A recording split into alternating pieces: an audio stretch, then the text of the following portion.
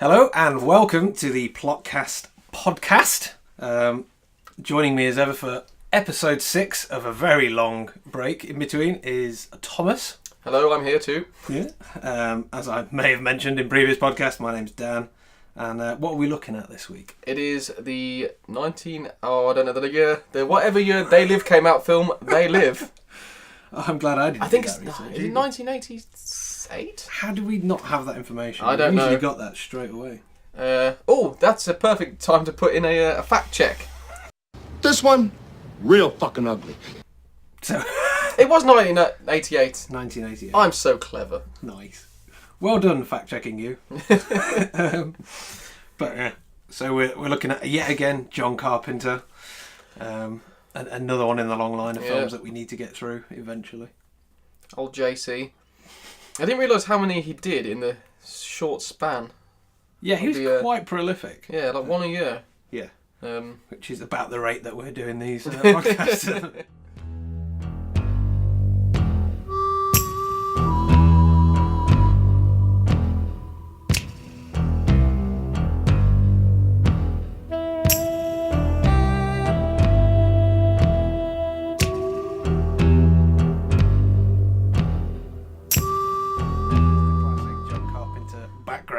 Kind of noises, and they're always the same sort of, no matter when he made the films, 80s synth bass kind of just drum beats and shit. I think he only has one kind of note he can play. Yeah. It's his trademark note. I'm going to remix that for the next film. Yeah.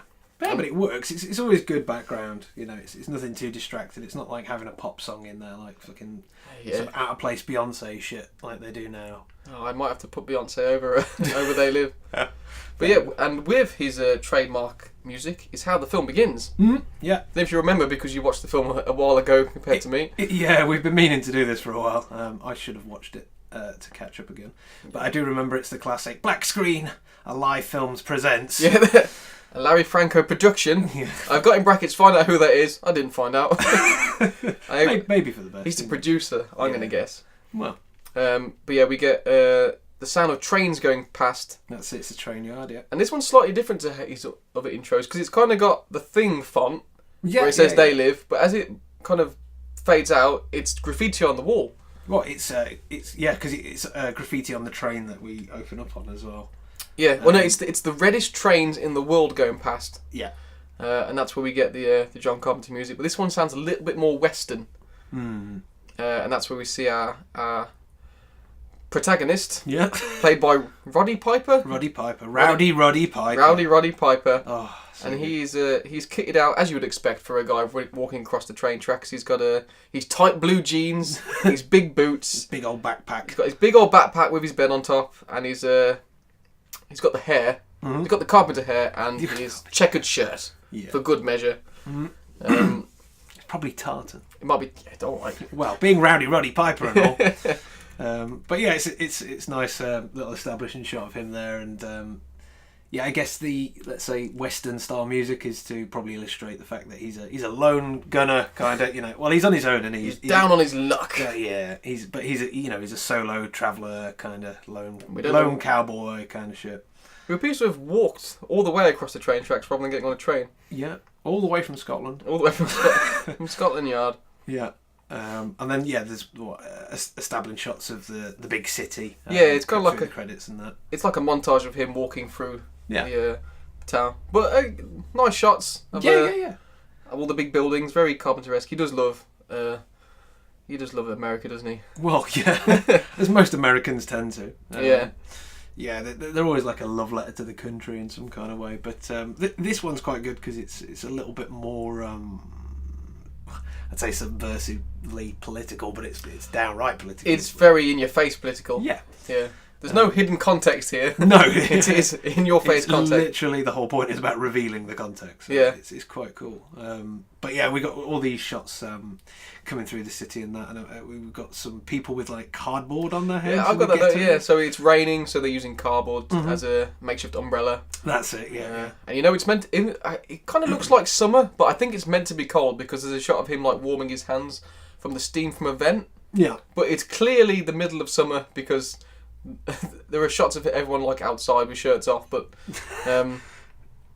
yeah. So he heads to what I think is the job centre. Yeah, the American office. Yeah, the American version of the Dole office. Yeah. Does it say Denver at this point? It sets it up. I've just got the word Denver written down. I think he came from Denver. Ah, okay. He might have come from Denver. But yeah, he goes to the job opportunities board, which seems quite full to me. There was a lot there, so... he had his pick. And he's chewing a bit of grass, and I've got to note that means you know he means business. Yes. If you're chewing a bit of grass... well, it's sort of, again, it's another... To fulfil that stereotype. Yeah, exactly. And I've got a note here that the woman at the Dole office, wasn't she in Beetlejuice?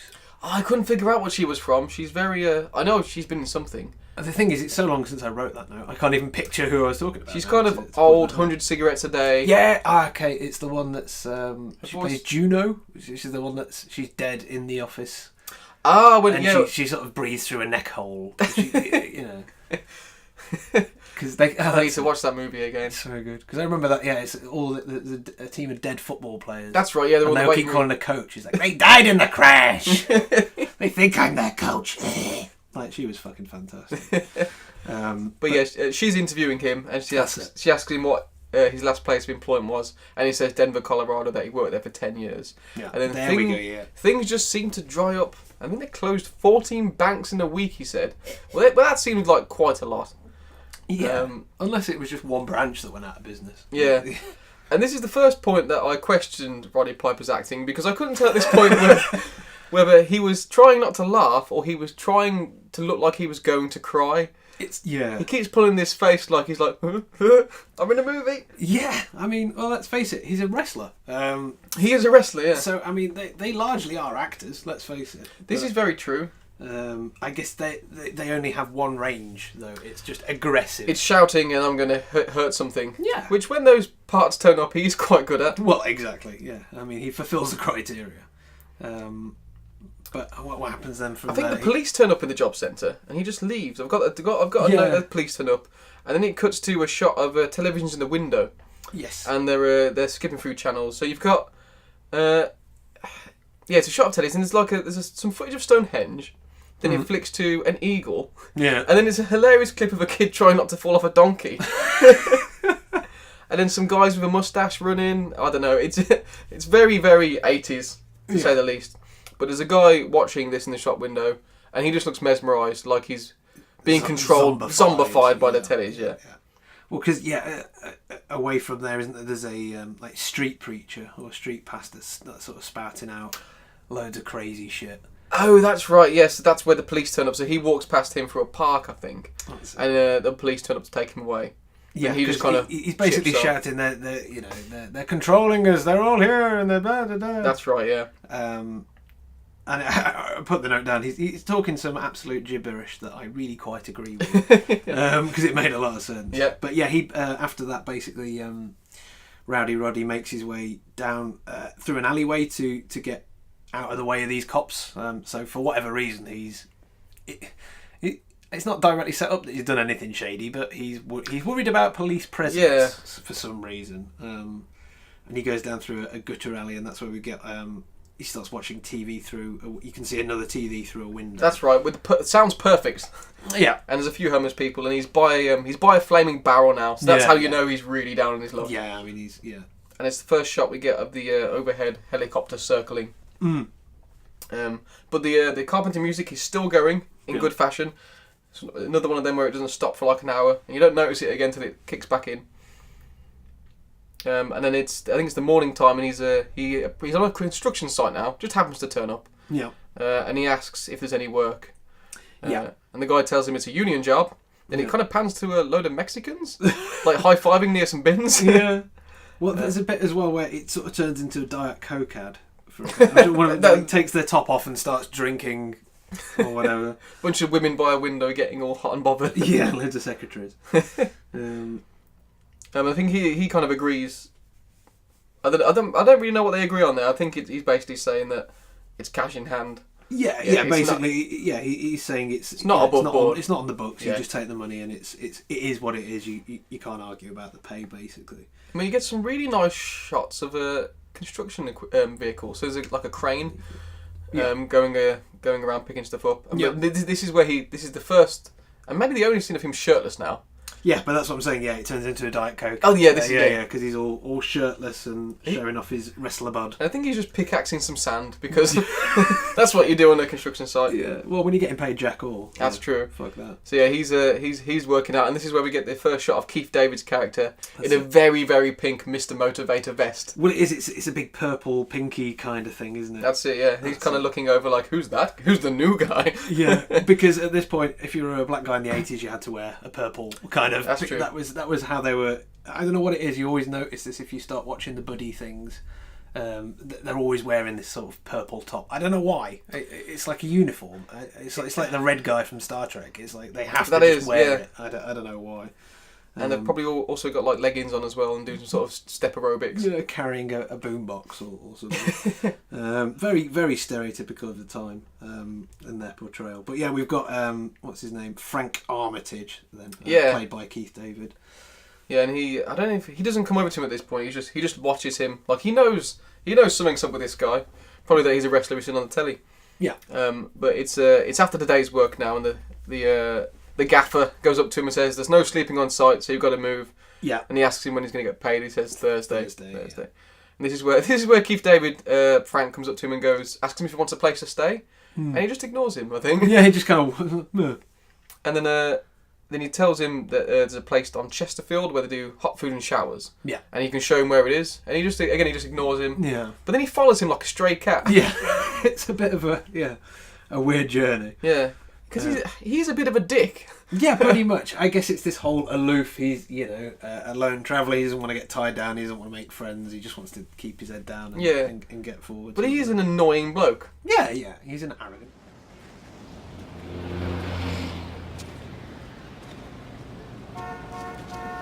I don't like nobody following me unless I know why. Well, I don't join up with anybody till I see where he's going.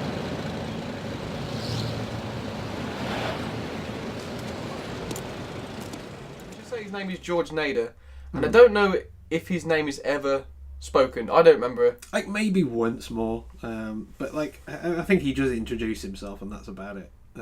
Yeah, maybe right at the beginning when he's being interviewed. I can't remember. Yeah. But yeah, Georgie Porgy, he's an annoying twat who is following Frank around. Mm-hmm.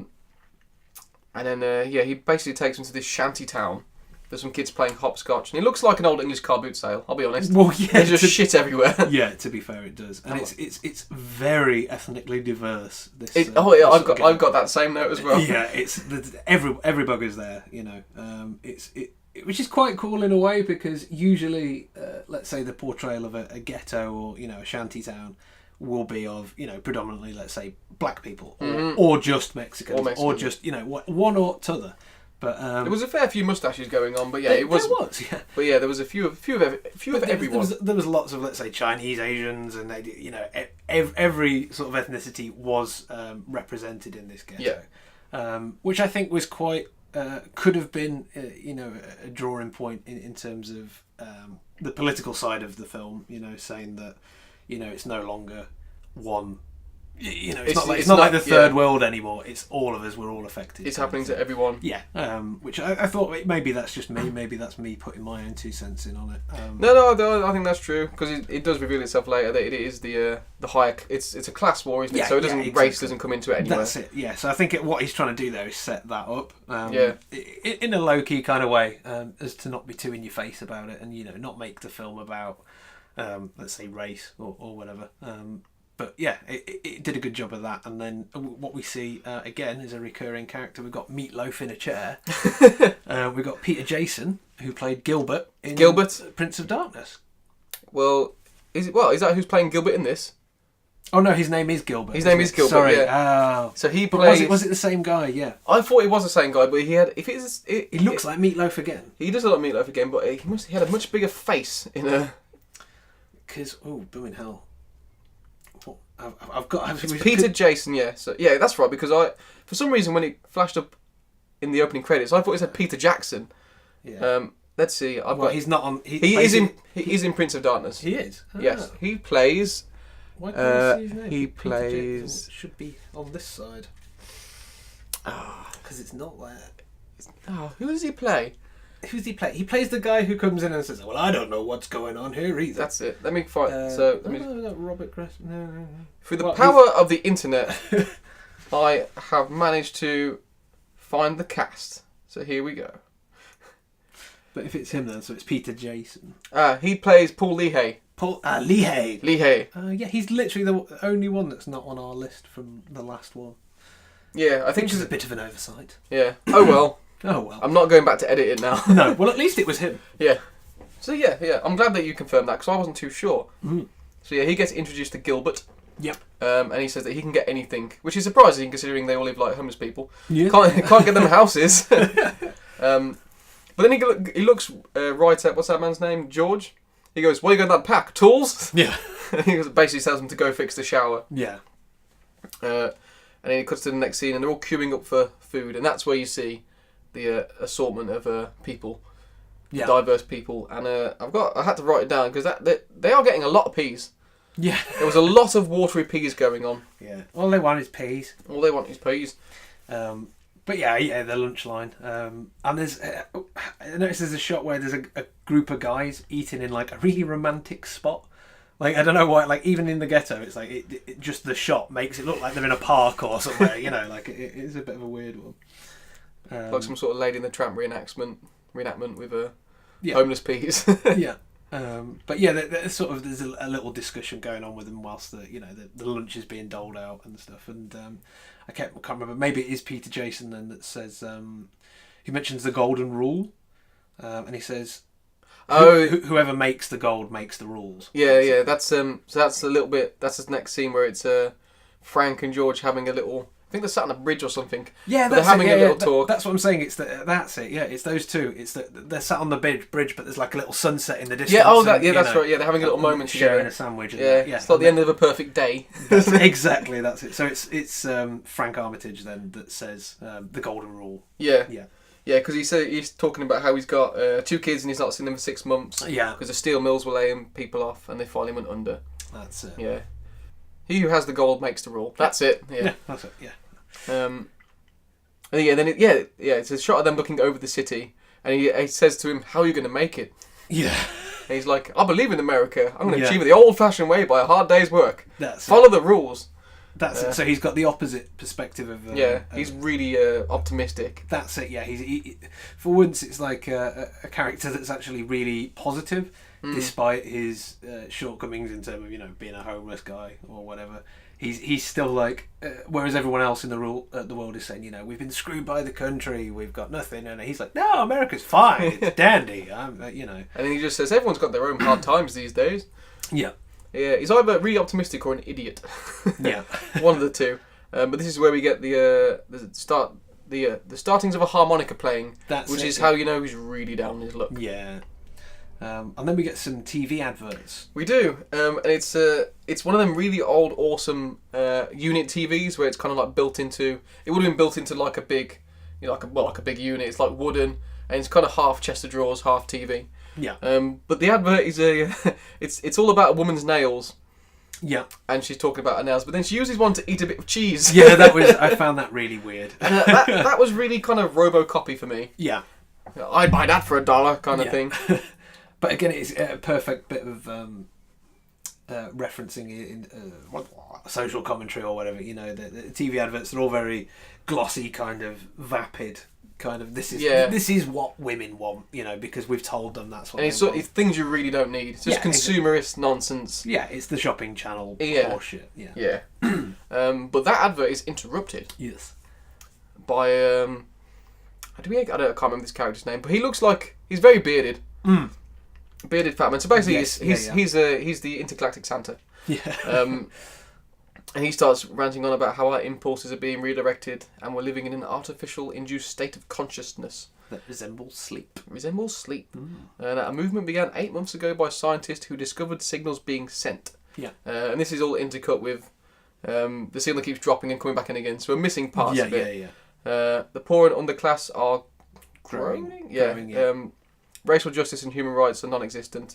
And then you see the black preacher, the blind black preacher, and he's miming the same words as on the telly. Yeah. So it's what they have created a repressive society, and we are the unwitting accomplices in their intention to rule rests with the annihilation of consciousness. We've been lulled into a trance that has bad notes. Bad notes. That has made us indifferent to ourselves and to others, and focused on our own gain. That's it. And this is where the preacher is miming. Sorry, I made myself laugh. I've put the note the preacher Cosby. He's miming along, and he then goes on to say they are safe as long as they are undiscovered. Yeah. And it's one of the best lines in the film where we don't know his name. He's one of the homeless guys who's just always in a chair smoking with a beard. Yeah. But he just turns over and goes, "Blow it out your ass." Blow it out your ass. Yeah, that's it. Because they're watching it on the TV. Yeah, that's right. Yeah. Because that's it. The preacher is not just miming, but like he's literally. It's kind of like he's receiving the transmission in his head and saying it out loud. Because it says that they are safe if they are undiscovered. That is their primary method of survival. To keep us asleep, keep us selfish, keep us sedated. And then that's when the guy goes, "Blow it out your ass." Blow it out your ass. And then Gilbert runs over to the preacher. I think he kind of shoos him away and puts him, kind of leads him back to the church. Yeah, because the TV goes off and I've got John, but his name's George, isn't it? He's watching the preacher being led off by the guy into the church, who's obviously like, "Come on, you nutter, get inside! Come on, shut up!" And then it's cut straight to the morning now. Well, kind of, yeah. I mean, it focuses on that door, doesn't it? I mean, where the preacher's led in, you get sort of a shot of just that. For a while, because he's looking proper shifty as he's taking him inside. Yeah, and you can hear sort of like not rummaging around, but bumping and banging and stuff. And Roddy Piper's kind of watches it, keeps a bit of keeps an eye on it, and then we've got to the next morning. And I've got a little note. He's got his little packed lunch. Yeah, he's got a little packed lunch and his tools, his tool belt. Yeah. And that's where he meets Gilbert. Oh, that's it. No, there's like choir noise coming out of the church the night before. That's it. It's like singing starts. Because he says to him, choir practice went on late last night. Yeah, it was until 4 a.m. Yeah, he's like, the church lets us use the kitchen until 4 in the morning. Yeah. It's like, we take care of a lot of people. Yeah, we've got a lot of people to feed. Yeah. Choir practice went a little late last night, didn't it? The church lets us use the kitchen. Till 4 in the morning? Hey, we're taking care of a lot of people here.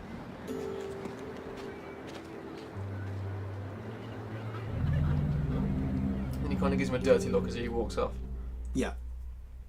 And then do we get more?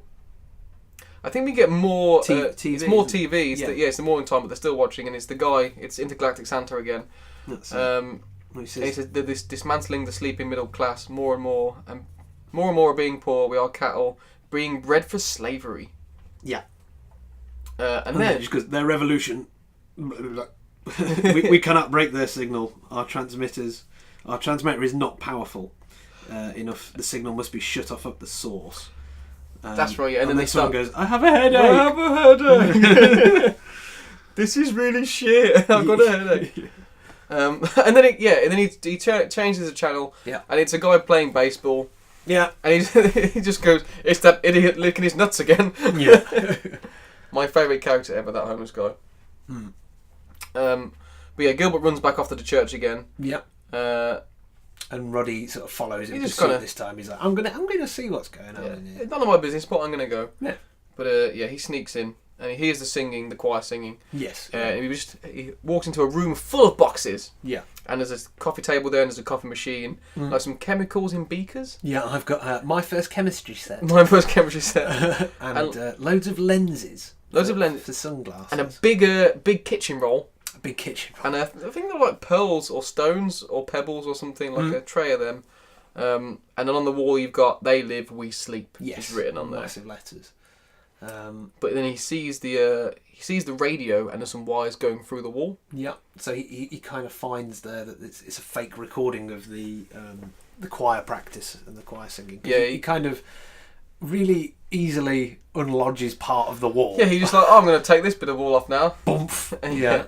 And he sticks his head through, and you see two massive speakers in the main bit of the church. Yeah. Which I can only think that part of the church is quite big. I don't know how you're going to hide that from people. Well, it's the main room, you know. It is actually the church. So I guess what they've done is they've just bolted the front door to shit so no one can get in, and they only go in through this secret little weird side entrance. Yeah, must be. But there's a couple of people in there with Gilbert and even the man who's on the TV. Yeah, he's there. Saying Intergalactic Santa. We can't break the signal, dude. And then he sort of backs out, doesn't he? He takes it all in and then sort of goes, I'm going to backtrack now and look for a save point before I go in. But then he's doing it really stealthily and then bang, puts the wall back on. Smashes it back But as he turns around, it's the preacher, the blind preacher. And gives him a good old bit of face touching, I've got written down. Yes. He touches his hands and says, you're a worker. Then he tells him there's a revolution. He said, the world may be blind, but the Lord lets me see. You'll be back. Yeah. And then Roddy Piper gets really scared and runs away. Yeah. But there's a helicopter circling above Dan. Yeah, oh dear. And then I think he's back to the slums. Yeah, pretty much. So yeah, you just get this. Why would a helicopter be circling right now? It seems sort of sinister. Yeah, or they had leftover footage from Assault on Precinct 13 with a helicopter, maybe. Pretty much. Sorry, I'm eating a mint now. Yes. Thank you, Russell. He's not in this, is he? But where was I? So the helicopter's circling around, and then you see them run out the church, and they've got the sunglasses on. Yes, and they're looking up at the helicopter. Yeah. And it's our best friend, the tramp in the hat, who makes all the quips at the television. I think he's sat down, and he says that a lot of people have gone crazy over some nutty dream they've just had. This kind of shit happens at the end of every century. Yeah, he says that I'm hearing about a load of weird stuff. He says like E-virus, end of the world type stuff. And he says, this always happens at the end of every century. It's like, oh, does it? Does it? Okay, but I guess what they're again another thing from Carpenter there, sort of trying to point out that it's. The world is literally always going through cycles. We see the same thing happening all the time. Rinse and repeat. Yeah, and it's that whole kind of we never learn from shit. We let these people get to a position of power by being weak, and then we overthrow them, and then we let it happen again, and then society just keeps repeating. History will repeat itself. Yeah, death comes to us all. Death comes to us all. But yeah, then he starts. John's sort of spying on Gilbert. George. Yeah, he's got. John. Sorry. Yeah. He's got binoculars from somewhere. I can't remember where. Yeah, he steals them off a kid or something. Picked them out of his massive rucksack. Yeah, and I think he's just standing at the side of the road looking at them. Yeah. Which I thought they're going to see him. Yeah, he's not that far away. And then Frank arrives to tell him to sort of leave it alone and keep to yourself. He was like, stop. Yeah. Getting in on everyone else's business. Well, he tells Frank, there's some lab stuff inside, and there's no singing. It's a tape recorder. And he's like, leave it alone, man. I've got a job now. Yeah, exactly. He's like, I follow the white line. And then George says to him, white lines are in the middle of the road. The worst place to be. There are some great quips in this movie. Yeah, worst place to drive, I think. That's it, yeah. He comes out with some great little... I've even put, no one talks like this. Yeah, exactly. And it's night time now, but he's still in the same place looking at the church with the binoculars. They would have seen him by now. Yeah. And he's not moved. But yeah, he looks up and he's kind of looking around a bit and looks straight up, and there's the helicopter right there. He would have noticed. Well, because that's it. Because he'd been watching him all night. Basically, it's turned to night at this point, and the helicopters are back. I couldn't tell if it had a sniper in it, it sort of did. And what you see is this is at the point where you see the congregation flee the church. Yeah. They start legging it out, and look like a cadre of cop cars and SWAT helicopters and everything. They surround the church, and they've all got sort of riot shields and random shit. There's it looks a bit overpowered for. Yeah, there's a digger as well. There's a bulldozer. A bulldozer. And they sort of prepare to do a breach of the church, basically. Yeah, and everyone's running out of the church. Kind of, one guy speeds off in a hot rod, and they're trying to get the blind preacher guy out there as quickly as possible. Obviously, you can't see where he's going. That's it. And then the sort of music pipes up in the background. The sort of tense, percussive, again, tension building, Carpenter style music. and they start just destroying the fucking ghetto for apparently no reason at all. Yeah, so they surround the church, and there's lots of flares going off. That's I've noticed. He likes flares, John Carpenter. Yeah. And then we get a van that pulls up that says scientific investigation, Yeah. and a bunch of guys with machine guns. Yeah, exactly. That's it, and riot shields and stuff. And it's like, right, they look very scientific. Yeah. But then, the bulldozer just starts levelling the fucking shantytown and stuff like that. And the which feels a riot bit police needless. are beating up on people, Yeah. and there's a scuffle. And then they're approaching George, and he just kind of looks like he finds it funny again. Yeah. He's kind of like smiling, like, huh, didn't expect this to happen this evening. Yeah, exactly. And he shouts to Frank, but Frank kind of just runs off in a huff, like it's his fault somehow. Yeah. Everything's destroyed. Everyone legs it away. And then it cuts to George escapes, but he kind of tries to go incognito and act like he's not part of that group. But then he finds all the riot police. Yeah. And they've got the intergalactic Santa preacher man. Yeah, and our blind black preacher. the preacher and the drifter. I was calling him. Yeah. And they've got them up the wall, haven't they? Well, they're giving them the birthday bumps. They're giving him a bit of a rough housing. Yeah, because he's like swinging his stick frantically, trying to get them to go away. Yeah. But they just beat the shit out of him. Yeah. But yeah, he just kind of walks past like nothing to do with me here. Yeah. And he sees a guy cowering behind a wall. Yeah. And he kind of grabs him and they leg it together. Yeah. Yeah. They attempt to get out through a window. Well, first they run down the alleyway and you see a flare. Oh and, yeah, and that's it. Not this way. Yeah, and then they kind of run up some stairs, but the next scene is they're going through a window. Yeah. So I was like, didn't they run up to a door? I don't know. Yeah, I don't know. But they get through there. So he's achieved his side quest there by helping out the NPC. Yeah, he's got some XP. That's it. And then they're in there, and it basically just cuts to the morning then, and then the wake of the siege from the night before, and then obviously shots of all the guys trying to recover what remains, their personal possessions from the rubble of what used to be their home. And one of the only things that did survive is the telly, of course, which is showing an advert about fashion or something like that. Exactly. Yeah, it's the only thing to survive in the rubble, and it's it's kind of perfect. Again, it's another allude to what's sacred in this country now is the TV. TV and adverts. Can't fuck that up. I mean, we can take away their homes, their shelter, but leave them the TV because that's how we control them. But yeah, the TV's blaring out, and the church is just sort of smouldering and smoking away. That's completely done for. But John sort of heads back inside the church at this point and breaks down the secret compartment. Yeah, because all the boxes are gone. Yeah, that was stacked up. Everything's been cleared out of there. So he sort of goes in and gives it a proper kick. And he looks at the wall, which has been painted over now, where it said "They live, we sleep." Yeah. Then that makes him angry, so he just kicks the wall down. Yeah. Despite the last time he got into it just by sort of falling again, like knocking it with a feather. He's like, "Oh, I'm in the secret room." So now he gives it a mighty old kick. There's a box in there, isn't there? There is, and it's a box full of Ray-Bans. He's like, you know what? I could probably flog them. He's going to go down the beach. And he's going to go, exactly, and try and flog them off. So he picks that up and sort of scarpers off down an alleyway. Yeah, a very very well littered alleyway. I must be honest. It kind of reminded a lot of scenes in this film reminded me of Sesame Street. Well, yeah, because it's the tin can bins, isn't it? It is, and just the massive balls of paper. That's it. And he decides he's gonna have a pair. He's gonna take a pair for himself, but then he's gonna stash the box for a bit until he knows what he's gonna do with them. Hides them in a bin, doesn't he? Oh, the safest spot ever to hide something. No one will ever empty that bin. Fucking ugh. But yeah, he stashes them in the safe spot, and then he sort of makes off into out of the alleyway into town. And yeah, he turns a corner and he's on the high street now. And I've got to note that his jeans were really dirty before, and now they're clean. Continuity. But by John Carpenter. They're Levi's. They self-wash. Anyway. They do self-wash. You don't wash jeans. Every bugger knows. You just rub enough dirt into them, then that's the jeans now. Yeah, exactly. Oh, I like your new brown jeans. Yeah, exactly. But then he walks around the corner and he's obviously put these sunglasses on by now. It's the first time he puts them on, yeah. Because he looks swish. Let's face it. It's a good look. Especially with a slightly open shirt and the tighty Levi's. Yeah, big 80s wavy hair, everything. So he's looking fucking sound right now. Turns around a corner and he starts noticing the billboards.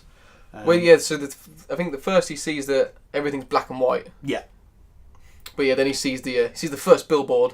Obey. Obey. Which I see that a lot. In on t-shirts, like you can buy and like stickers and things. It's been sort of bastardized because of this. It's a 1984 reference in a way, but you usually see, funnily enough, the picture or the face that you usually have a big massive face over the word obey, and that is Andre the Giant, which is yet another wrestler. So it's kind of funny that obey seems to be synonymous with wrestlers. But yeah, I mean, I guess that was mocked up to be kind of Big Brother 1984 obey kind of thing. I mean, I think back in the day, I think I had it on the base of my skateboard. Yes, it became very skater brandy. But the thing is, it's at that point, it's kind of reduced itself past what it should be now. Yeah, it's gone beyond full parody. Yeah, because it is now being used as, as a marketing tool. Yeah, exactly. So it's everywhere. It's much like the idiots with Che Guevara t-shirts on. Yeah. Most people think it's a Rage Against the Machine. Most people think it's one of the guys from the band or something. I don't goddamn know, because they used it in part of their album artwork and yada yada. It becomes the thing that it was parodying in the first place. Exactly. The symbol for non-consumerism is being consumed en masse. So it's stupid. It's ironic. Literally. It is. Yeah. Kind of like RoboCop. Take that, Alanis Morissette. That's actual irony. But yeah, he's looking at the obey, and he switches between taking his glasses on and off, and can see it's a billboard for a computer. Yeah, control data, it says. Control data, which is quite funny because then again, control, obey. Even if you're not looking through the glasses, you're still getting an obvious, message to be controlled. And does it? And he sees another billboard which is "Welcome to the Caribbean," and when he puts the glasses on, it says "Marry and reproduce." That's it, yeah. And he sort of keeps them on, and it sort of pans to him just looking around now. And there's loads of these billboards that say "No independent thought, consume, watch TV, work 8 hours, sleep 8 hours, play 8 hours, conform, buy, submit." No thought. No thought, yeah. No independent thought. There's consume. loads of them. That's it. And again, he's sort of walking now, and he goes past the newsagents. And all the magazines say exactly one of these things. No idea, surrender, doubt humanity. Yeah. Honor, apathy. I think that was one. Yeah. It's usually sleep. Yeah. And you have the billboard, and it's with the guy's face. Is that in there then? I've just got that. No, he's flicking through a magazine at this point, and it's just all the statements again. And this is where he looks up at the guy, and he says, "What's your problem?" Oh, that's it. Yes, yeah. And the guy's face is all weird. So this is where we get the first look of the what would you describe them? They're not aliens, are they? Bastards. Bastards. So here we got the bastards. Yeah. And they almost look puppet-like. So they've got no lips. They've got big teeth. They've got this big kind of on the outside of the skull eyes. Yeah, which are massive. They basically look like a biological diagram when you've peeled the skin off a person. Yeah, it's all the muscle and they're faceless. Sinew. They're faceless. Yeah, and they've got a big black nose and a scabby face. Bastards. Faceless bastards. That's what they are. Yeah. So he takes his glasses off and on a few times to see if what he's seeing is his 3D glasses. Yeah. And then he kind of trunnels off, and then the guy comes along, who runs the newsagents, and asks him if he's going to buy that magazine. But then he looks down at the money, and it says in it, "This is your god." Yeah, that's. And you're like, "Ooh, Jesus. Satire." Yeah, exactly. Brilliant again, and this is the point where the film is no longer subversive. Yeah. It's very in your face. I do feel like here on. There might have been a draft of this where it's like, should we just make it a bit subtle? It's like, no, fuck them. Yeah, exactly. There's points to be made here. Yeah, and rightly so. That if you don't underline it in bold, most people aren't going to fucking pick up on it. So I think that was the whole point: is being as obvious as possible from this point onwards, and it's good because then we even see that the traffic lights cycling just say sleep. That's right, sleep. yeah, and there's a tiny little radar on top which is going around. Then he walks past a hair salon, and there's people with the bastard faces. Yeah, I've got them. Them. That would make sense. Yeah, or because it's they. They, yeah. So it's the them. He sees the them of the they. The them of the day that are living. And there's a woman putting expensive bags of shopping in her car from like Prada and things, and she's got the expensive face, the they face. So you're kind of getting the idea that it's the rich Yes, And basically. the privileged that are... Everyone that's done up and has a good outfit on seems to be one of them. Yeah. Yeah, and then he goes into a grocery store. Yeah. And again, this is where you see all the upper class, all the upper class, are all they, them, and they show, and again, there is a TV even in the grocery store, which is what I like. Again, going as a through line, the TV is everywhere. It's literally everywhere. I think it might be every scene. There's probably a TV at some point. Yeah, they are dismantling the sleeping middle class. More and more people are becoming poor. We are their cattle. We are being bred for slavery. The revolution. Not again. We cannot break their signal. Our transmitter is not powerful enough. The signal must be shut off at the source. Two guys talking, and there's one guy who's got the alien face, and he's talking to another guy about how he didn't get promotion and he did. Yeah, exactly. He's like, "Oh, keep your chin up." Privileged, that's the word. Privileged. Like yes, me. sorry, correct. But yeah, he's basically saying, "Oh, keep plugging in there. You'll get there eventually," sort of thing. Two-faced, no-faced bastard. But it's great because at this point, it shows the TV show and all of the presenters again are them. Are them, yeah. And it's got one of the best lines because I guess he's sort of staring at a woman, or she sort of has a go at him. An old woman bangs into him. That's it. Knocks him over. This is a great line. That's not it. That's not it. Fucking email from SoundCloud. Piss off. But it's updating their privacy policy. I wonder. That'd make a difference. I'm just deleting all my emails now, as in my email addresses. I'm starting again because I just can't be bothered. But yeah, no. It's at this point. Yeah, we get the great line because the old lady bumps into him. She's got the alien face. Yeah, and he says, "You look like your head fell in the cheese dip back in 1957," which is fantastic. Do you want to do the second? And then she turns to another woman and goes, "You're okay, but this one, real fucking ugly." So good, but one of the best lines ever. And then he takes the glasses off and she looks like a normal person. And he puts them back on and goes, "Formaldehyde face." I love these little bits. Like he really does.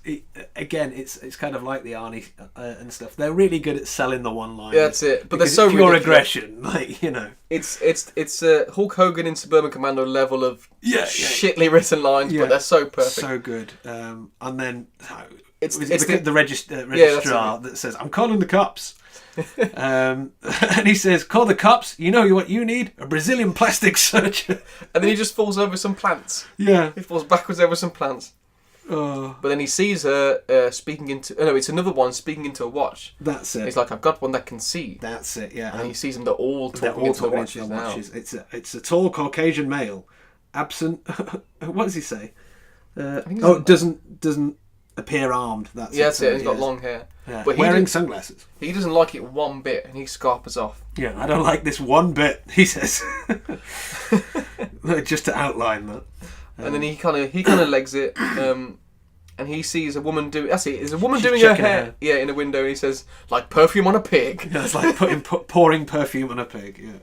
And he's sort of tackled by a cop then, who comes out of nowhere and sort of rugby tackles him down. Yeah, and he kind of pushes him into like an alleyway. So you know it's going to be like a boss fight scene now. Yeah. And he says, "Where'd you get the glasses?" Tooth Fairy. Yeah. But then they sort of get into a scuffle, and the cop says to him, "Maybe we can benefit from this slight misunderstanding." And then he clotheslines him. He gives him a cracking good clothesline. Oh, it's so good. And he just beats the other cop up. Yeah. Takes his gun and then shoots the first cop. Yeah. And then you bastards die like we do. That's it. And then he shoots him again to kill him. Yeah. And then the other guy gets back up. Oh, that's it. And he shoots him dead. Cop. Yeah. Straight into the car and takes a shotgun. Yeah. Which at this point I thought, if he was wrong, he's just killed two policemen. He has. But at this point I don't care because he's got the sunglasses, he's got the shotgun, he's got the Terminator vibe. He looks awesome. Yeah. I think he gets a truncheon, but I don't think he ever uses that. Just hanging from his belt, just to look badass. It just looks good. Sidearm. You've always got to have a sidearm. And then he walks into a bank. Yeah, like he kind of backs into a bank like he doesn't know it's there. Yeah. Oh, where am I? But yeah, goes into bank. Oh, whoops. Yeah, because he's holding a shotgun. And I love this line. This is the iconic line which we've heard Duke Nukem spout over and over. So good. I've come here to chew bubblegum and kick ass. All out of bubble gum. And then obviously gunfire ensues. Yeah, a guy lets off a shot, and he just instantly shotguns him in the face. Yeah. And then I think he shoots a guy who's not even trying to harm him. He just shoots down another guy. I think he just starts mowing down people at this point. Oh, it's basically another guy is again talking into his watch. There's a guy in the bank, and he says, "Mama doesn't like tattletales." That's right. And then that guy just zoop, disappears. Yeah, whoop, he's gone. He's portaled out of there. But yeah, so he kind of goes on like a terrorist killing spree. Yeah. But then he walks back out, and then he sees a little spaceship pod, That's a little stop motion spaceship It's pod. like a little Red Dwarf War of the Worlds kind of nutcase looking. It looks like a Scutter. Yeah, it looks proper 1940s. Yeah. On a wire, kind of dabbing around. Exactly. And It's this little drone hovering around. That's right. And he looks up at it, and you get the drone's perspective, like this weird little computer view. And he goes, "Who are you, little fella? Come to show them where I am too. Yeah. Not nice." Bang! Bang! Just blows him away. And then you get an actual copper turns An up. actual policeman. So not a they, but a real one. And he says, "Drop it at your feet." He puts his gun down and he lets him go. Yeah. So he kind of runs off. Yeah. And then we get a shot of a woman walking through a parking lot. Yeah. Indoor garage. kind Indoor of thing, garage, yeah. Multi-story car park. And then he kind of grabs her and forces her into a car. Yeah. Again, he's not being very nice at this point. No, because I guess he's suitably freaked out at this point. He knows some actual shit is going down. And he sort of bundles her into the car at gunpoint and says, "Get in, drive, Not too fast. not too fast." And this is Holly Thompson. Yes, that's her name, yeah. And is it Meg Foster or Frost? I've got down here. Nick Frost. Not Nick Frost. Meg. Shut up, Meg. Shut up, Meg. And he makes her drive him, and there's loads of riot gear, befitted cops walking around and patrolling everywhere. Yeah, so they pull up at the end of the road and the vans go past, and then the whole marching squad just happens to run by Yeah. because they had the extras for one more day. Yes, exactly. Yeah, because why not? You can keep reusing them. This was one day of shooting, so let's go. They did this in the church scene in one day, most likely. Yeah, probably. And as they're driving, he kind of just says, "Married?" Yes. And he's like, "Please don't lie," which is kind of a less harsh way of saying, "No way, you're married." Yeah. Live alone? Yeah. Obviously. I did wonder why he was asking all this, if he's just trying to schmooze. Well, I think because again he's looking for a hideout. So he's like, back to your place then, Yeah. because there's going to be no one there. And she's like, "I would really rather not," Okay. but he insists. Yeah, I'm afraid I must insist. He says. We get the best two guys who don't turn up in the whole movie again, because they get home, and there's a bearded guy with a mullet, Yeah. with a Hawaiian shirt open. They're He's both- just leaning on a watering can. And they're both of them are wearing Hawaiian shirts. That's it. And another guy with a mustache comes up. That's it. Hi, Holly. That's just pleasantly homosexual neighbours. Yeah. But I really wanted them to, I don't know, to come back at the end or something and save the day. Yeah, exactly. The Hawaiian shirt boys. Yeah. Um, And she's got a nice flash apartment, so you think Yeah. she's going to be one of the day. one of the day. But she isn't one of the day. She's got a nice watch on as well. Yeah. I think that's what they panned. It's kind of like they establish on the watch, setting her up as being well-to-do. And she's got what at the time would have been a big telly. Yes. Probably like about 15-inch or something. Yeah.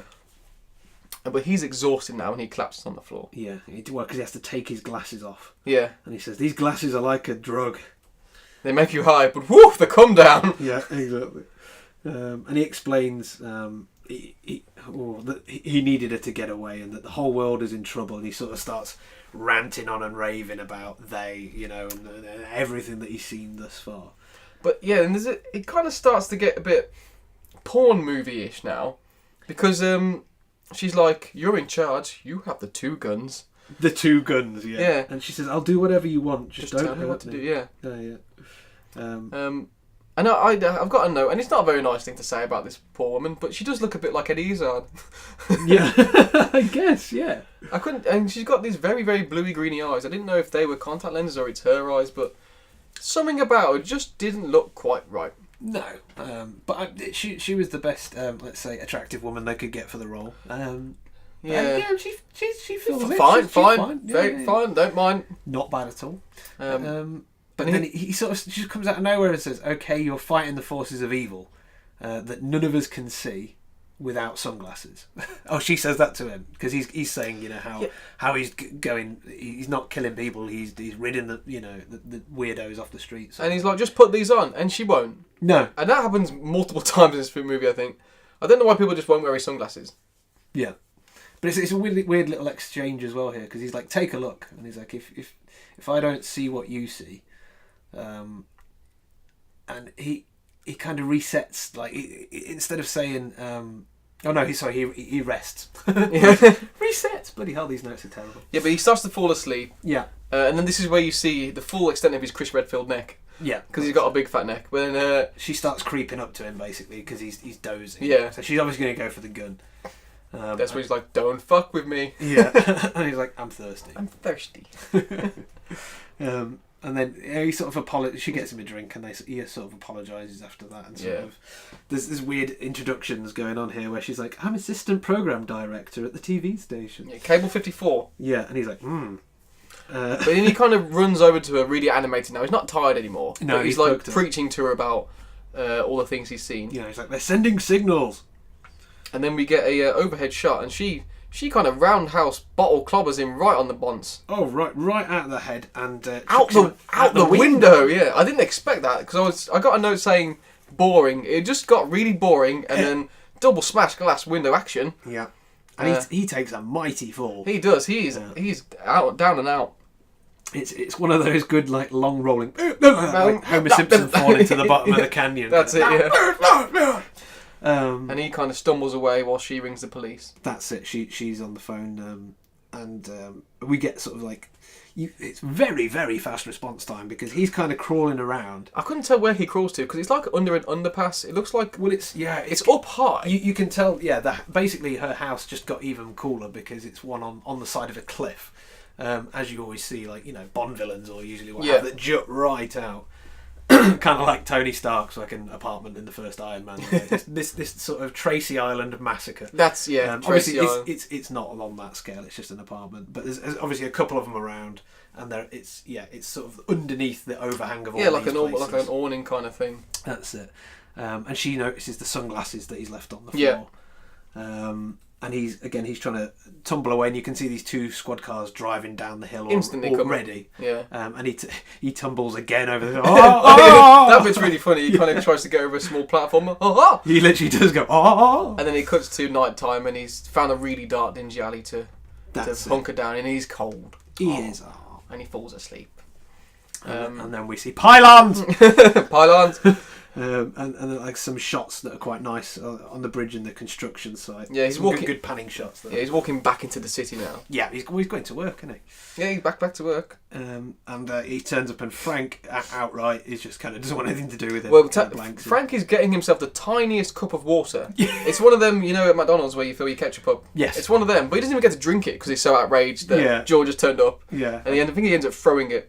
He's like, "How many people did you kill?" Not people. I got to show you something. Yeah, he's like, you ain't showing me nothing. I got a wife and kids. That's it. Yeah. But he basically goes back to find his sunglasses that he stashed away, and he walks past the row of tellies from before, and it's a picture of him on the news, but he's got short hair. Yes. So it must be a stock photo from his pre-wrestling days. That's it. It's his photo on the TVs. And he goes into the alleyway to try and find his hiding place. Never guess what. The binmen have only bloody been, haven't they? They've been. It's bin day. So it must be Thursday, because it's the day he gets paid. Exactly. Oh, it is, yeah. Bin day's Thursday, remember? But he happens to look round, and stroke of luck, the garbage man are there. Yeah. So they're only just doing it now, yeah. So he jumps into the back of the garbage truck. Which is always a sensible idea, apparently. It's very clean inside. It's just boxes and paper. Yeah, exactly. Yeah, it's luckily it was the tidiest alley that there could have been. Yeah, there's no foodstuffs. He finds his box of glasses. Yeah, because it's all tinsel in there. That's what it is. It's tinsel and fucking paper. So it must have been an office party. Yeah, that have finally cleared out all their. Is that another way to make it seem like it's winter? Yeah, well, even though he was digging shirtless earlier. Yeah, exactly. We'll ignore that.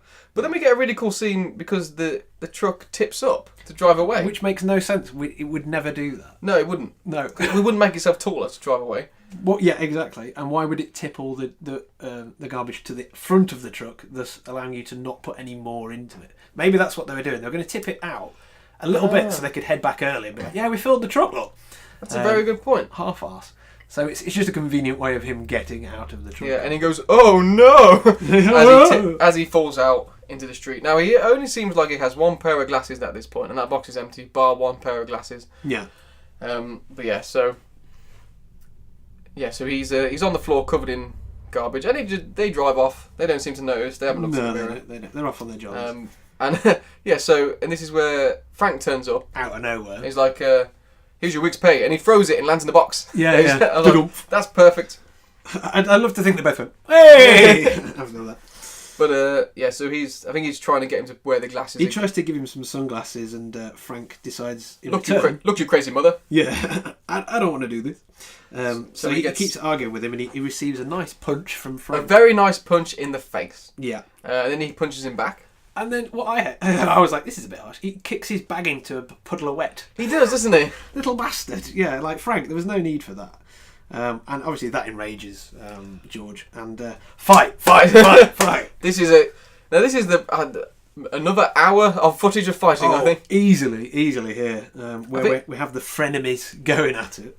I think he says to him before it starts, "Put on the glasses or start eating the trash can." That's it. Yeah. And then Frank gives him a good old beat down. Oh yeah, he really does actually. He sort of starts leathering him for the first half of this exchange. Yeah, and then he's kind of on the ground, and he gets back up and elbows to the chin. Oh yeah. And then he lays him a beat down. Oh yeah. It's a constant back and forth of one getting the upper hand. I'm sure there's like a little suplex in there as well. Oh, the suplex comes later. So he George is on the floor. Frank offers him a hand, but then gives him a punch on the chin. Oof, yeah. And then he goes up to punch him in the balls, and he calls him a dirty motherfucker. Dirty motherfucker. And then I was just at this point, I'm thinking, why don't they just try his glasses on? Yeah, exactly. I've got the note. Just put the sodding glasses on. Because there's a bit where he tries to hit him with a plank, a 2x4, and smashes a car that's luckily there, and they keep trying to push each other onto the chair like it's that's right, yeah. Like it's out of bounds. I don't know. So I think so he goes to stamp on the glasses, but then he knees him in the face. That's it. Yeah. And he picks up a plank. But he smashes the back of that window, and he kind of apologises like it's Frank's car, but it's clearly not. Well, yeah, I thought that was a bit of a weird one, because that's what I mean. He hits this car, and it's almost like, because he missed him, he's like, "Oh, sorry, I didn't mean to nearly hit you with the thing I was totally trying to hit you with." And Frank's got a big pink mark on the back of his head at this point. Oh yes, it looks like a big piece of ham. Yeah. But yeah, so this is where I think he suplexes him. George to the ground. Yeah. And he gives him the glasses and goes, "Fuck you." Fuck you. Yo. 1 week's pay. It's the best I could do.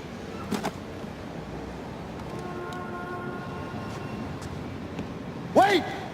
Hey! You better find yourself someplace to hide and keep praying nobody ever finds you. Try these on. Look, you crazy mother. Put these on. Hey! Stay away from me! I'm telling you, you dumb son of a bitch! And then he bloody carries on. Yeah. And then he runs up and kind of screams and throws him up the wall. Yeah. And then throws him over, drags him into the street. He's kind of putting a punctuation mark on it. Yeah, I mean, it just keeps... every time you think it's finished, it's like a Hot Shots kind of comedy scene. Yeah. Well, I couldn't... It's like, do you remember have you seen that, the Fast Show? They had a sketch called The Long Punch-Up. And it was literally cut throughout the entire thing, and it was just... Yeah, that's exactly what it's But when like. they're both just about defeated, another one will just go... and hit the other one. So it just never ends. But at this point, we get one of the drone things turns up. After they've finished punching the living he finally shit out of each other. gets him to put the glasses on. Well, he basically forces them on his face, Yeah. doesn't he? And then at that point, we see... I think he must see some of them in the distance and be a bit like, what the fuck? So, I've got it down here, I think. He kind of drags him into the street. Yeah, he forces the glasses on him and pushes him out to show him. And Frank sees this, and he sees all these weird things and the drone hovering around. To what point George says, "Brother, life's a bitch," and she's back in heat. That's right, yeah. Which I think was another great little line.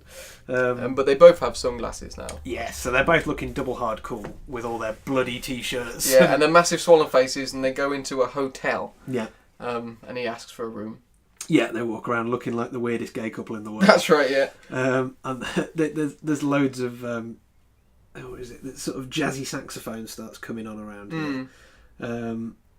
I'm not too sure why he says to him, "Ain't love great?" Ain't love grand. Oh, grand. And I've got, what does that even mean? Yeah, exactly. Maybe it's just because of the room. I'm not too sure. And he warns him about the glasses. He's like, "You better take those off. You're gonna, it's gonna start messing with your head, and you get like a headache kind of shit." That's right. He's looking out the window at the billboards again. That's it. Yeah, because at this point, Frank is finally like, "Oh, I get it. Right. Yeah. This is why you wanted me to wear the. Why didn't you just say?" He says it's like a knife turning in your skull. But I think that's why he says "Ain't love great," because he sort of he's finally appreciating what he's talking about, kind of thing. Frank asks where they came from. Where and he they goes, came "They ain't from Cleveland." Yeah. And he goes, "Hey man, I don't need that kind of shit." It's so good. Like, I haven't got time for your sass. It's so random. Yeah. Just the lines of dialogue. Oh, it's brilliant. And they sort of basically say, what we're going to do now then? We're going to wait. Going to wait. Yeah. When are you going to get some kind of master plan? You just let me know, huh? Yeah. So they're a bit salty with each other still. Yeah, exactly. But yeah, then he kind of says that we can't be the only ones that can see this because someone's got to basically have made these glasses for them to have been made in the first place. Yeah. And then he cuts to night time now, and they're both on the bed having a beer. Yes, they're getting a bit more pally-pally now. And I've noticed as well, there's next to George's bedside, there's a few empty tins of beer and a block of cheese with a knife in it. Cheese and beer. Cheese and beer. What a night in, lads. And he's arrested. Oh, I bet he's going to have bad guffs. Oh, dear God. Yeah. But he's George is talking about his dad and how he ran away. That's right. A long time ago, things were different. That's it. And he says he tried to cut me with a razor blade. So I just left. Yeah, really, really kind of dark bit of dialogue. So he just kept going back and forth. It kind of, at that point, to me, felt a little bit belaboured in terms of trying to set up his backstory. At this point, we're too far into the film. It doesn't matter. We already know that. He's already not an interesting character. He's just a comedy wrestler. That's it. Through this sort of more deep and meaningful, let's get serious now kind of conversation. They sort of bring up the point, well, how long have they been here then? Let's get to the crux of the matter. What are these things? Where did they come from? I suppose he says that he ran away when he was 13, so I kind of get the impression maybe he's just been drifting all that time. I don't know. But no, he said he was working for 10 years in the last place, so... Yeah, it's a bit... Well, at the beginning of the film it says it was based on a text, so it might have been more of a serious... book, I don't know, or a novella or something, either way, it seems a little bit out of place.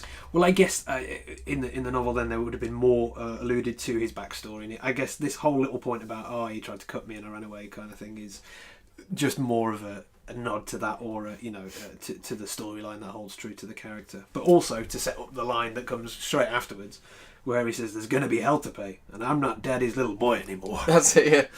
And then it's the next morning, and there are no bruises or swelling of any kind. They are fine. So that is one hell of a hotel. Yes. Oh god, yeah. It's a miracle mattress.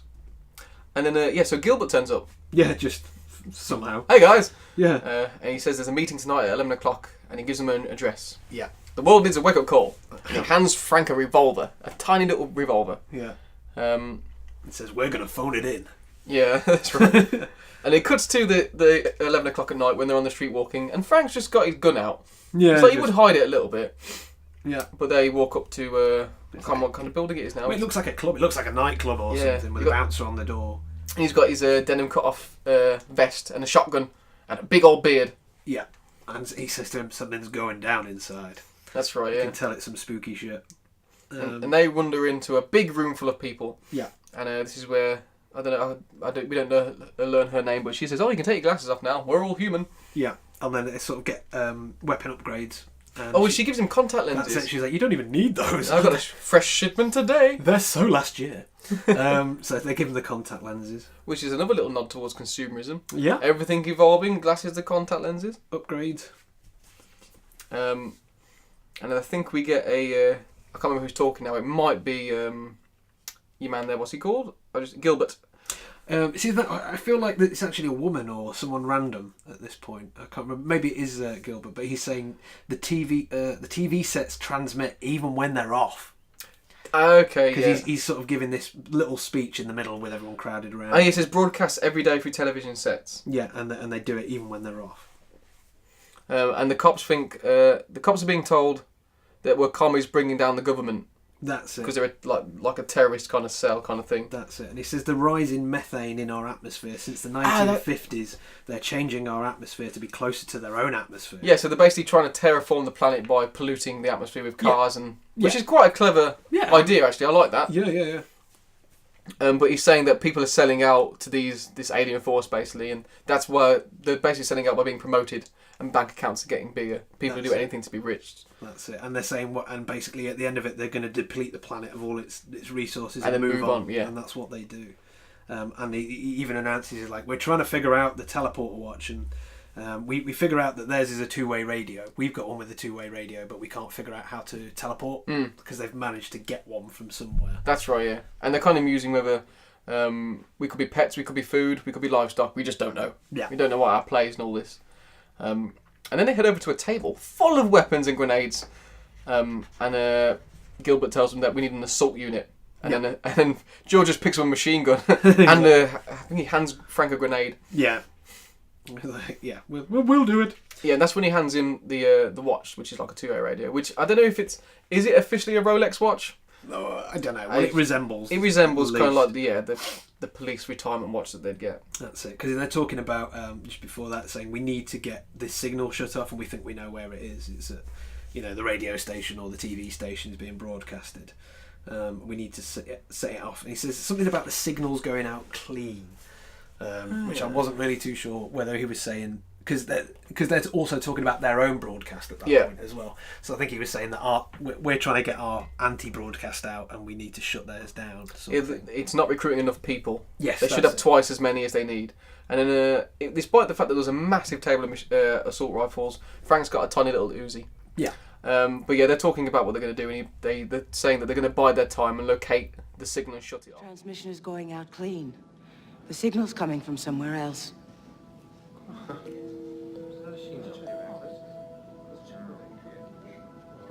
All right, this is the point. It's important to find out exactly where this signal's coming from. And the only way we can do I gotta go talk to someone. Now, if you're approached by anyone to work for these creatures... So Holly's showed up at this point, and George is all happy to see her. He goes over for some schmoozing. I don't think there's been a film we've talked about yet which didn't have a bit of schmoozing in it. There's always going to have a bit of schmoozing. Everyone likes Everyone likes it. Everyone likes a bit of schmoozing. And yeah, Holly comes up and says, I thought I killed you. And he says, yeah, I thought so too. Yeah, I don't get that. Well, because he thought he was going to die. Well... Because it was a mighty fall, as we said. Big fall, and the bottle on the head. Big bada boom. Big bada boom, bada bing. Yeah. So yeah, she apologises, and then she's about to tell him something which is maybe going to be saucy, but we don't probably find relevant as out. Well. No, because bang. The shutters blow up, don't they? Yup. And it's the fuzz. It's the bloody fuzz again. Grr. And gunfire ensues. Yup.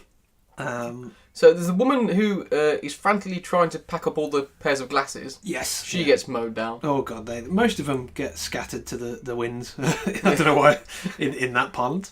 Frank grabs George and kind of chucks him outside. That's it. And he kind of looks like Gilbert goes down as well. Weirdly, because he's in a wheelchair, isn't he? No, Gilbert's not in a wheelchair. Oh no, someone was in a wheelchair. Oh yeah, Gilbert. Yeah, no, he was pushing a guy in a wheelchair. Oh okay. So that cross mingled. One guy picks up a grenade. Yeah. But he gets shot and it just blows up. Yep. And they all scatter out onto the streets. Yeah. And I've got that. She runs out into the street and just stands there like a twat because she's just like, I must be safe now. Yeah, I'm outside.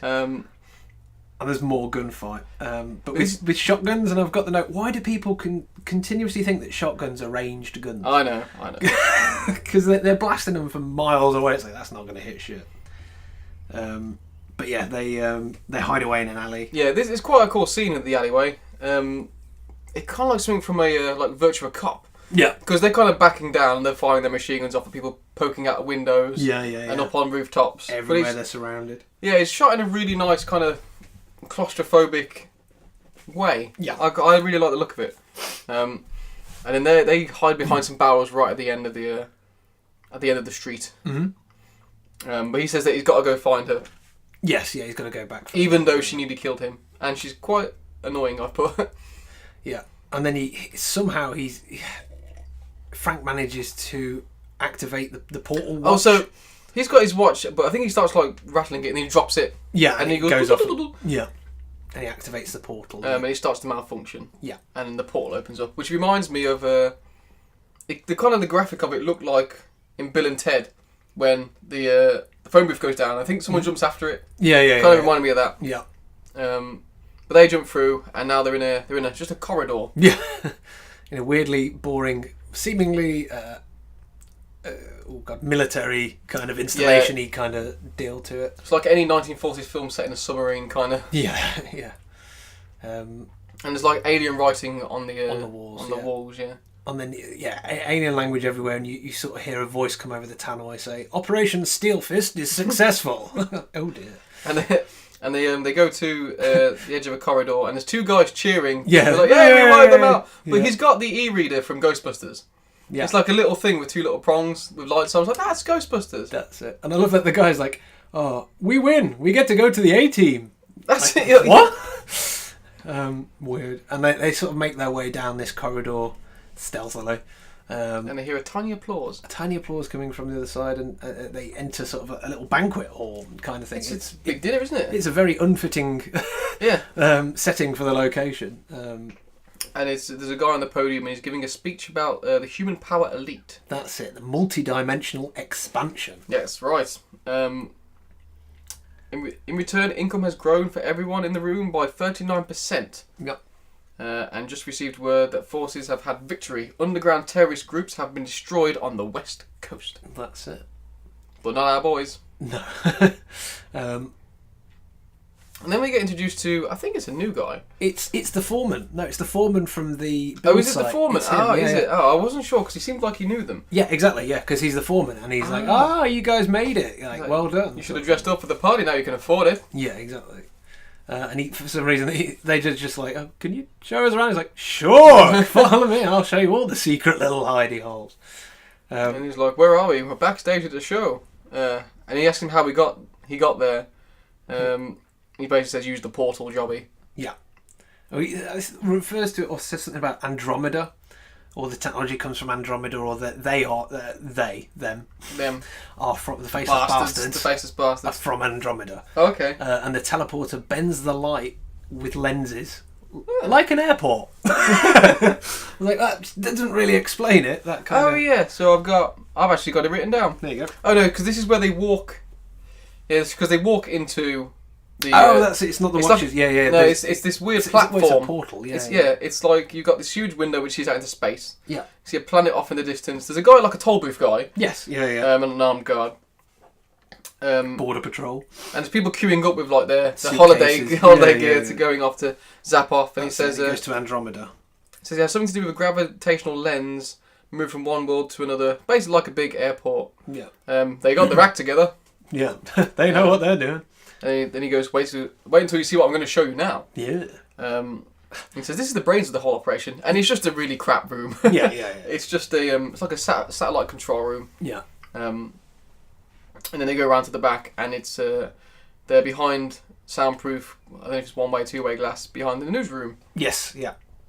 And then George is like, never seen inside a TV studio before. Okay. You think we could go in? Yeah. And the guard asks him for his authorization cards. Yeah. And he goes, right here! And they both pull out their guns shoot them in the face. So good. And then the guy who's the foreman's like, you can't do anything. They run everything. And he even says, we all sell out. So we might as well sell out to them, and we make a bundle on it, kind of thing. And he teleports. He portals off. Yeah.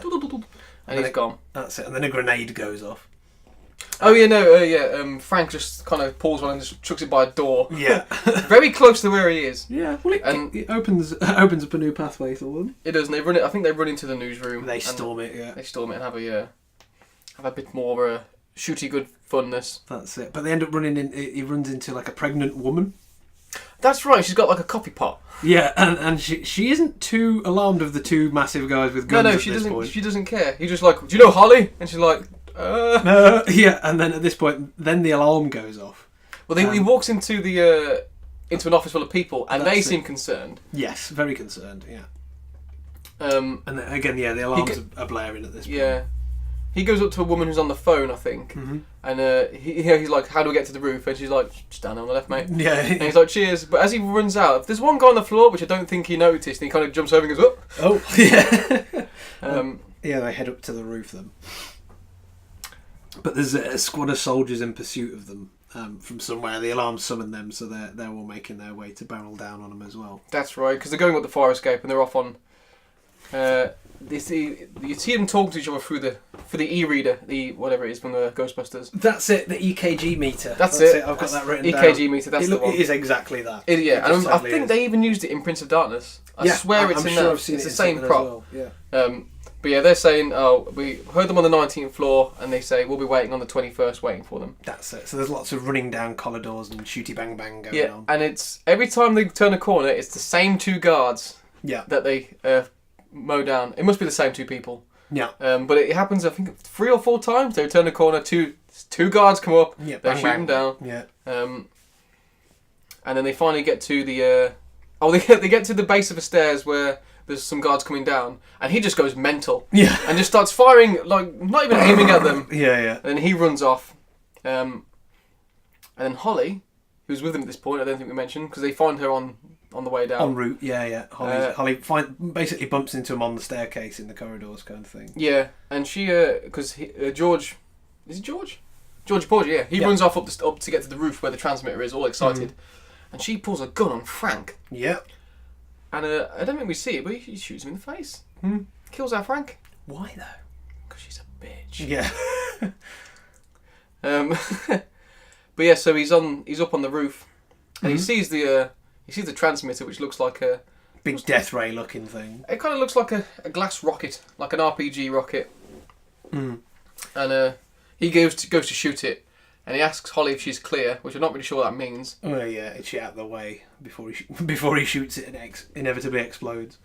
But she's pointing the gun at George. Yeah, she's betrayed him. So I mean that explains why she killed Frank, but it's still like, what's going on here? And helicopters start coming down, and she's basically saying, she's on their side because they're too powerful. They're too powerful. You can't beat them. You can't win. And she clearly likes the finer things in life from her apartment. Yeah. And he shoots her, doesn't he? Well, first I think 2 helicopters turn up. He drops his weapon. That's right. They make him drop it. But he's got another one up his sleeve, a tiny little one up his sleeve. Yeah. So he shoots her down dead. Yeah, and he gets shot in return. Yeah. Or no. Then he's about to get shot. But this is where he shoots the transmitter, and he goes, "Fuck it!" Yeah. And he slowly gets mowed down by the helicopter. But stupidly, the helicopter actually shoots the shit out of the satellite, which actually destroys it properly because he just sort of shoots it once. Then a huge beam comes out of a huge ray comes out of the satellite. Oh yeah. And just as he's dying, he really poorly gives the helicopter the finger. Yeah. He's like, oh. Good. But that's broke the curse. It's awesome, yeah. Everyone is lifted. Everyone can now see the aliens for what they are. They're on the TV, looking as they should. Yeah. And then the next scene is in a bar, isn't it? And there's a guy at the bar who's got the alien face, but it's got a great bit because it's a talk show. Yes. And he's saying filmmakers like George Romero and John Carpenter need to show some restraint. They've gone too far. That's it. Yeah. They should show some restraint. Yeah. I love that little bit. And then the best bit was the next cut after this. We see a woman having sex. It's boobs. It's boobs. It's the first boobs in the movie. I mean, ended on boobs. Ended on boobs. And it's this woman having sex with what they pan down to be one of them, and he just goes, "What's wrong, baby?" And that's it. Credits. Cut to black. Credits. And that kind of reminds me in the same way Prince of Darkness kind of ends, just that kind of silly cliffhanger. Yeah. But he likes doing that, Carpenter. He doesn't end the film properly. Well, it is a proper ending, but like it's an almost open-ended way of, you don't see a complete resolution. It's not like, everything goes back in the box at the end and the world is saved. It's still ongoing. We know that, yes, these things have been exposed now, but we don't know what next, The story of those characters is finished, but everything else is carrying on. Yeah, exactly. So again, it could be to allude to the fact that, it's still happening despite them. It didn't resolve it. They might have fixed it. You don't know what's going to have happened. Always put the ray back. Exactly. Might have made things worse. They might just blow us up now. Yeah, exactly. But either way, it shows that eventually this working class guy was able to expose the upper crust, which I guess is the main crux of this one. Unexpected death of the main protagonist, I think. Yeah. Of all of them, really. I think pretty much everyone died, didn't they? Other than oh no, they did all die. Pretty much everyone died. Other than the Foreman. Yeah, he scarpered He out. scarpered off probably to another planet, maybe. Yeah. Yeah, it's definitely one of the more different Carpenter ones. Yeah. It's less subtle. It was a bit more in the face. I couldn't tell whether I imagine it's a comedy, isn't it? For some of it. Well, yeah. I mean, I would say it was let's say dark comedy, or black comedy, or black humor, or whatever they call it. The elongated punch up, which goes on for about 20 minutes. Yeah. That can only be seen as comedy. Well, only by us, maybe. And the one-liners. Yeah. Formaldehyde face. That's This one, real fucking ugly. Like, no, brilliant lines in it and stuff. But again, yeah, I think due to the nature of the topic, being more politically led, I mean, let's face it, the cover of They Are Aliens is just symbolic of, what the upper crust appear to us as, because they are faceless people. Well, faceless people, and they're so far away in terms of money and their lifestyle.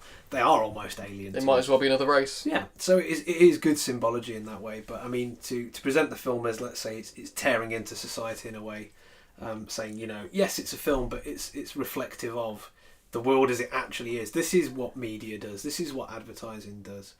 And even so, did he say it wasn't so much a film as a documentary?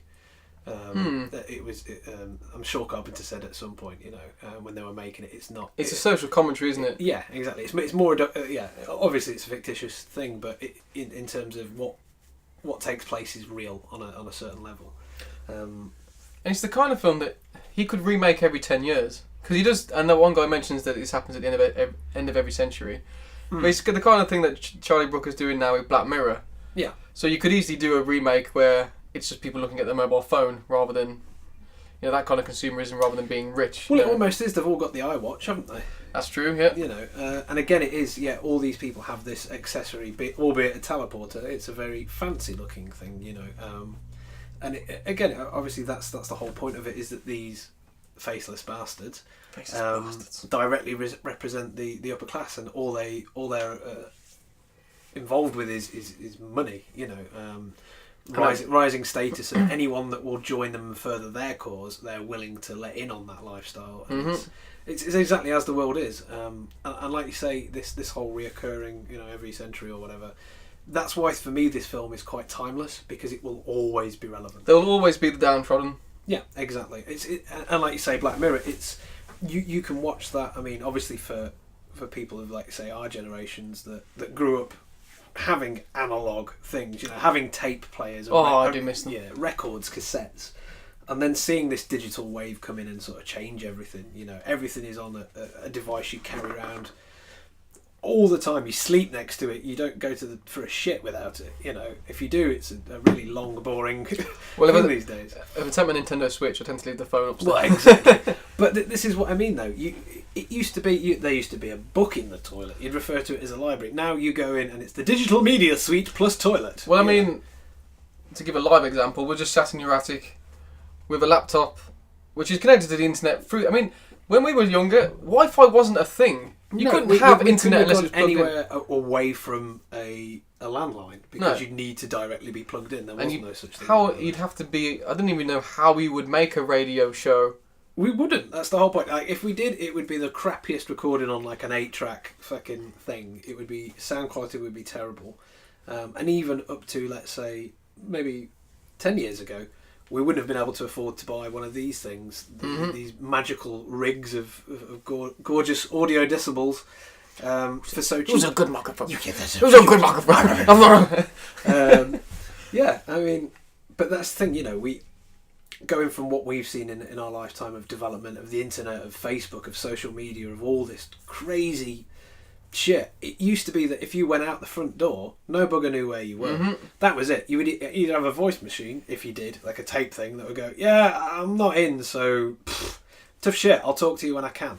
Now it's you go out the front door and it doesn't make a difference. You can be contacted all the time. You get cameras in your house so you can look at your phone and see what's going on. Yeah, you've got Wi-Fi, you've got the network connection to get you on the internet when you don't even need to have, you're not even near a router or anything like that on your, it's insane. But again, what this film is pointing out isn't so much it's the technology. I would say it's the control aspect, because again, anything we go onto on our phones or anything, it monitors you. It takes your research and it reduces you to a statistic. Yeah. So it can push advertising. Well, it tells you what you should be enjoying by making that the more relevant thing. Yeah, by actively setting trends. Yeah. That is what it is. It's trend setting. Yeah, and I mean, this is popular, therefore you should like it. Yeah, and this goes back. This has always been a thing, no matter what it is. Billboards with the Marlboro Man. That's why people got hooked on cigarettes, because they're like, yeah, this guy's cool. I can be a cool guy, whatever. There's all these things and lifestyles that they throw in your face and say, you've got to have this. You've got to be able to vacation to Thailand. You've got to go over here. You've got to buy a BMW. You've got to, your status is null and void if you don't have things. And that is the devil of advertising. It is, yeah. But again, that's the whole point of this thing. And it's not. These things and these adverts aren't to make you happy. It's not to fulfil anything. It's to keep. It's a control system, because if you're always chucking your money away on gadgets and computers and yada yada, more things to keep you occupied, and then you're not going to spend the money on travelling and getting a decent house and living life and expanding your mind, because realistically the best way to experience the world is to go out there and meet these people, to go and actually have an informed opinion, and that's how a society grows. But what they like to do is what they always do, and they're doing now in the real world as well as in the film, is to spoon feed you these droplets of information. So you think you're informed, you think you've got a good handle on the situation, but you haven't. You haven't got a fucking clue. And that's exactly what they want. They don't want you to question anything. And this is where this film really strikes the chord for me, because that's exactly what it's about. It's about this literal subliminal messaging through advertising. Have this life. You aren't a man unless you've got this car. You're not a woman unless you've got huge tits. Yeah, it's telling the truth behind the advert of each thing. Exactly. Put simply, it's stripping it down and saying, look, let's get rid of the attractive people and the cars and the thing, and just say what we really mean. Buy it. There you go. That's all it is. And it's like Bill Hicks did that amazing sketch about like the Dr. Pepper kind of thing. He's like, sometime in the future it'll just be a woman licking a nipple, or a can of Coke with the legs apart, two fingers up a person. Yeah, drink Coke. And it's fantastic because again, it's not a new development. We're not suddenly like, oh my god, we're being controlled. It's been happening since time begun, realistically. And it's weird in the modern world because we're kind of all wise to that now. We are, but we're very complacent about it. But yeah, that's the thing. It's kind of worked. Again, it's gone full cycle, and now the logic we abide by is that we're wise to this, and then we're just conforming to being wise to it, and then still going off and doing the same shit, just with a different opinion. It's that stupid mindset of I'm doing it ironically. Like, are you actually, or are you just conforming and therefore trying to whittle your way out of it with your mates by not looking so bad? I mean, I think that kind of that's more of an opinion based thing, because people believe opinions that they want to make them seeing them portrayed differently. Yeah. But I think this film is a lot more about a class struggle rather than opinions. So it's the rich and the that word I forgot again. Privileged, the rich, privileged. The people who don't have to work for a living much. Yeah. Who are rewarded rather than the people who are trying hard. Well, yeah. Again, and that's a simile to real life. Again, it's it's nothing that's not been seen before in previous generations and won't continue to happen. Unfortunately, it's like the guy says, whoever controls the gold controls the world, or whatever. Yeah. Whoever makes it. So again, whoever's got the most money is going to ultimately succeed where the low classes fall down. And I think in terms of that, this is one of my favourite Carpenter films because, again, it's more overtly political, whereas you could draw similes in other films and say, maybe he's having a dig at this, or maybe he's having a pop. This one is just in your face, Yeah. And it's not too long. It's just, we've got one point to make. I'm going to drill that home. We'll throw in some action and awesome one-liners. Yeah. I mean, taking out the not even subtext, the context, as a film, it was brilliant. I mean, like, I know it's like a cheesy 80s one in a way, because like you say, it's all full of one-liners and punch-ups. and moody saxophone music. But it maybe doesn't have the, let's say, story that Black Rain or things like that have had. You know, where it's a bit more in depth. It's a bit more about the character's development or the actual story of the film. When I first started watching it, I thought it's such an odd casting choice to have Roddy Piper, because he I mean, with the best will in the world, he's not very good at acting, and his delivery of lines and the most of the faces he pulls don't really portray what's going on. Yeah. But I think that's kind of the point, because he's a big dumb wrestler. He represents the everyman perfectly. He doesn't need to be a character because he's just. Yeah. Essentially, he's kind of playing himself in it. Yeah. He's just a narration for what's going on around him, really. But that's what's good about the build of that film is that he starts off as this guy who's complacent with America. He says no, America's fine, it's great, and it'll he's going to do it by working hard. Yeah, and I believe in the system. I believe in everything, and obviously his journey through the film is to literally have the wall removed from his eyes, and he sees things as they actually are. And it's about that journey of the everyman that at some point, theoretically, most people will actually start waking up and going, you know what, maybe the system doesn't work and it's fucking me in the ass. Yeah. And everyone goes through that phase, and it's the turning point, realistically, I guess, is what he's concentrating on in the film, is do you conform and take the watch. It's the blue pill, red pill thing. It's in every situation. Do you go with the flow and just resign yourself to being whatever tool in the system, or do you stand up and fight and stand your ground and try and affect change? And there's quite a nice turn in character arcs where from the get-go he's the optimistic one and Frank is the one who thinks everything's bullshit, but as soon as Frank gets a full-time job, he wants nothing to do with George. Exactly. He's like, I got a wife and two kids who are now a widower, and yeah, daddy's gone. And again, the fight scene between them, he's so resistant to put the change, to put the glasses on to see the reality, because ignorance is bliss. What do you think about the use of the glasses? It's an odd, jaunty kind of. Well, I think it's the best way they could have done it, realistically. Because how do you separate that veil from, the subliminal to the physical, or whatever you want to say it.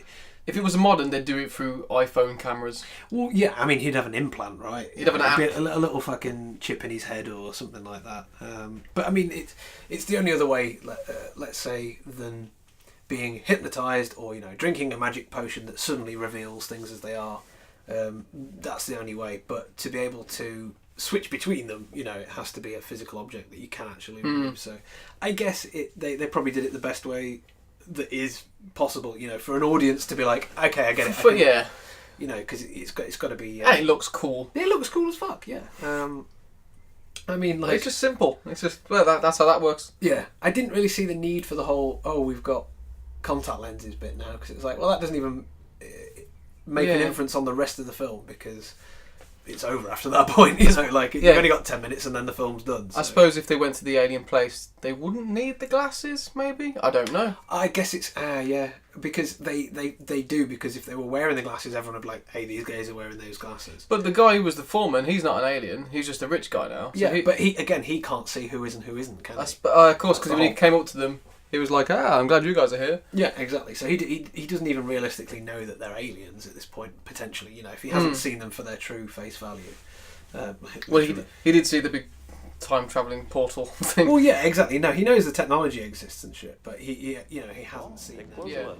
Attention commuters. Flight Alpha 7 to Andromeda is now ready for boarding. Please step to the transmission platform. That's where they come from. All carry-on luggage must be held securely. Thank you for waiting, and we hope you have a pleasant trip.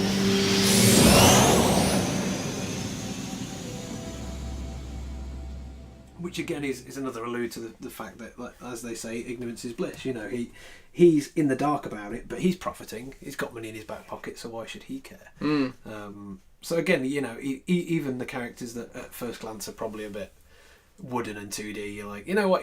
They still have relevance on the theme of the film, because it again draws something else into the mix. But again, like you say, it's the comedy of the film, or the cheeky one-liners and shit like that, really helped to cut through this political outlay, because it effectively lightens it up a bit. You know, I think it needed to be, and the look of the faceless. Yeah, it is a bit silly, but it works. It's good. It's good. It's kind of silly, light-hearted, but very poignant. Yeah, darkness. And I really like that when he puts the glass on, it's black and white, because it's like, oh, I'm seeing everything in black and white, so everything's clear. Well, that's no, it's again, and that is an ultimate. It's such an easy visual step as well, but it's so effective. It's literally taking everything away. It is. It's so cheap to do. It's like, when you think about it, it's literally the cold hard light of reality. You know, it is seeing things as black and white in terms of that. You know, it's not the many shades of grey of, you know, things that can go wrong or whatever. You know, it just is this. It's factual. You know, that's that. Yeah. You know, so again, you know, all these little things that they've built in there with this whole black and white thing, and with these characters that have their own needs, or, you know, priorities or whatever. Like the guy, he's got his kids. I don't care about the money, or I need money because I've got my kids. The other guy just wants money because he wants to be powerful. You know, so you've got all these people that are driven essentially by money, and, you know, the pursuit of such. You know, and again, no matter where they are in this cycle, whether they're the people saying, you know, I don't want to conform to the advertising and the TV adverts, I still need it. You know, I still have to have these things. And I like that there was no, unlike as a film, I like that there was no backstory to how this resistance had originally found that there's aliens. Yeah, because that could have probably been a bit of a sticky situation for him. Like, how did they find the ability to fashion lenses? That like, what is doesn't that? matter. Yeah, it doesn't matter. It just happens. Just one guy stumbled up across it. No. And now he's dead. Yeah. I also like that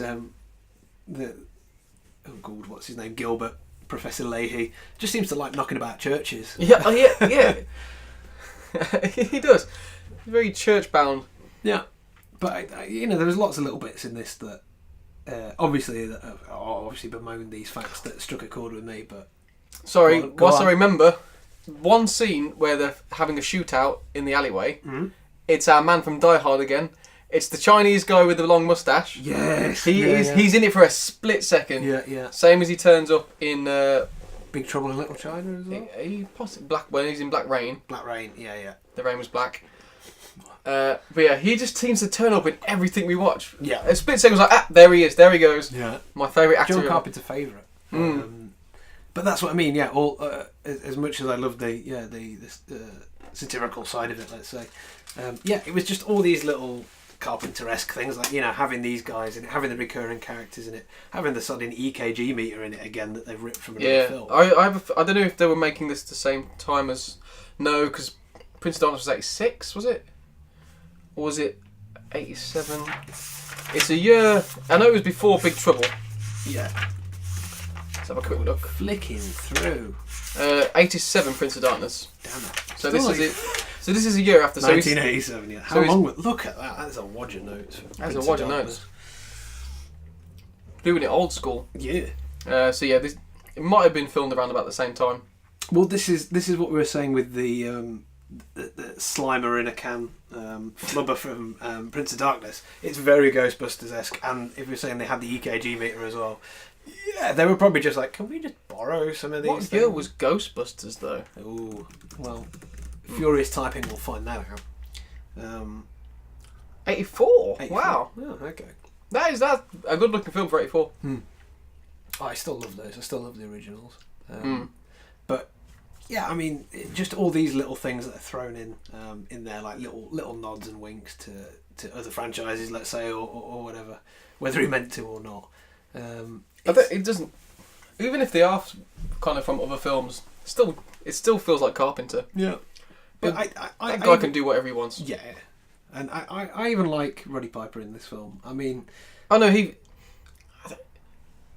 fits really well, but I think it would only work with him as a Carpenter film. Yeah. I mean, I can't see him being in Schindler's List or anything like that. Andy Dufresne smell like shit. You're all right. Like, I don't know. That would have been a bit out of place. But I like, I don't know why, it's a guilty pleasure. I like wrestling, or I used to like wrestling, let's say. So for me, I can watch a film with The Rock in it because it's The Rock. And the same way that I know for a fact, if there's a wrestler in it, there is going to be a wrestling move. I'm going to see a fucking suplex somewhere, and I'm up for that. I mean, even goddamn Triple H was in Blade Trinity or whatever it was. Wow. Christ. And I'm pretty sure there was a suplex in that. Any Rock film, yeah, why not? Because you can. And I'm sure Goldberg was in a few films as well, who was a beast of a wrestler. Well, of course, you had Hulk Hogan in Suburban Commando. Yeah. And I think it was Big Show was the bad guy in it. I think so. Big Show.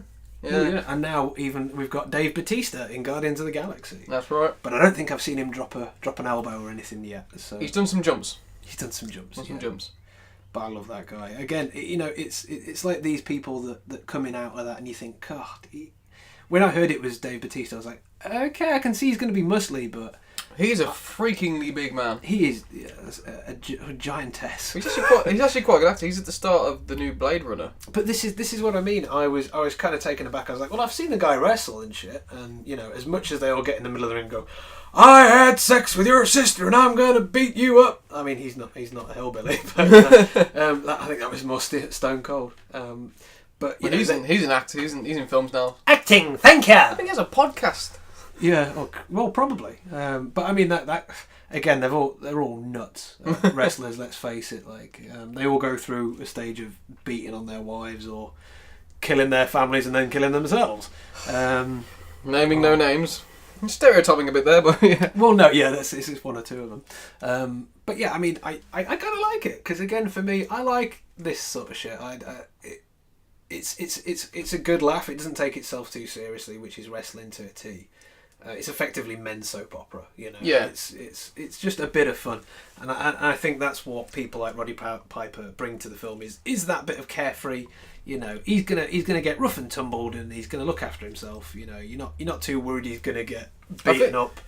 That's what I quite like about Carpenter as well, because another director would have cast like a serious, not to say he's not a serious actor, but he's like, it doesn't matter. I'm telling the story. It doesn't really matter who's in it. Exactly, and that's the whole point. Is it doesn't detract how, let's say, meat-headed the protagonist is. It could have been everyone. It would have been great as Gary Busey. Oh, imagine. He could have played every. You're all right. This one, Rob fucking ugly. How are you today, Gary Busey?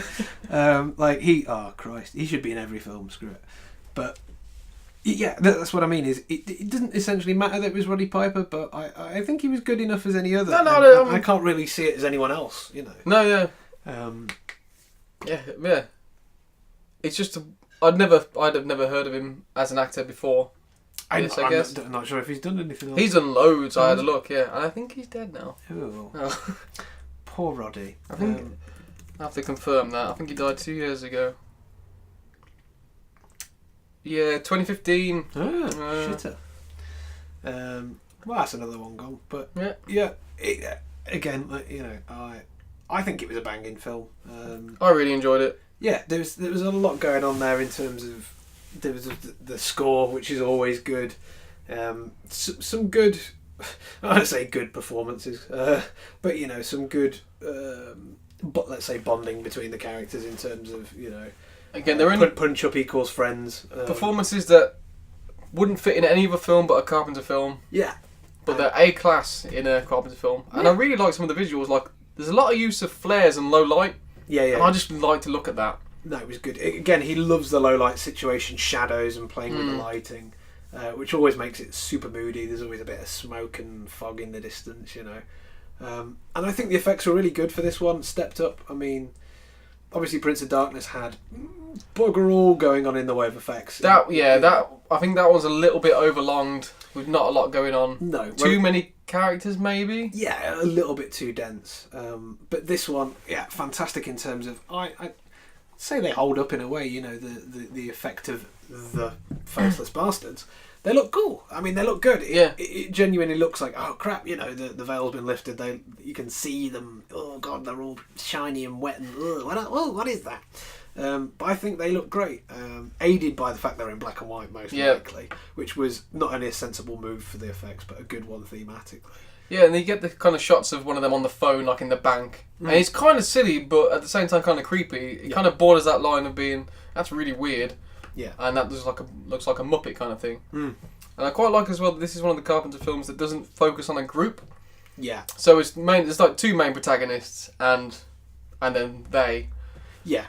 And it's easier to follow. It doesn't get convoluted. Yeah. It's just everything. There's a point to every scene. Yeah, it's more in the vein of, let's say, the Thing and maybe say Big Trouble in that, where you focus on your main protagonist and that's all you need. I mean, you might have your supporting characters that are in there, but it doesn't make a difference initially to the story, whether Frank gets shot just before the end or whatever. It just carries you through. It's about that character in a way. This one might have been even less so about the main character in a way, like, his backstory is non-existent. I think he's just coincidental. Yeah, he just happens to be exactly. there. I mean, he saves the day, but he just happens to be there. Yeah, I mean, and I think it can go that way, let's say, where Prince of Darkness was heavily about the characters' journeys, and the group as a whole and their progression. This is more about the story, not the character, and he has a good split of doing that. With some films, they're more, let's say, like Halloween and shit. It's all focused on the protagonist and the bad guy. It's all about her terrifying night of, oh my god. And then you'll get ones like Prince of Darkness, or I would say The Fog, where you're focusing on the village, the people as a whole, the community, and their reaction to he the definitely has a situation. split between straight up horror and character studies, and then the environment is the main character. So this one, the consumerism is the main character, pretty much. But this is where I'll go on record and I'll say The Thing is the best thing he's done. It might be my favourite film. It's the epitome of both. You get the main character who, through no real backstory development, you really get to know their character. You really get to see their struggle. You get the other characters coming in. I can't remember what the guy at the end. Child. Where were you, Childs? Where were you?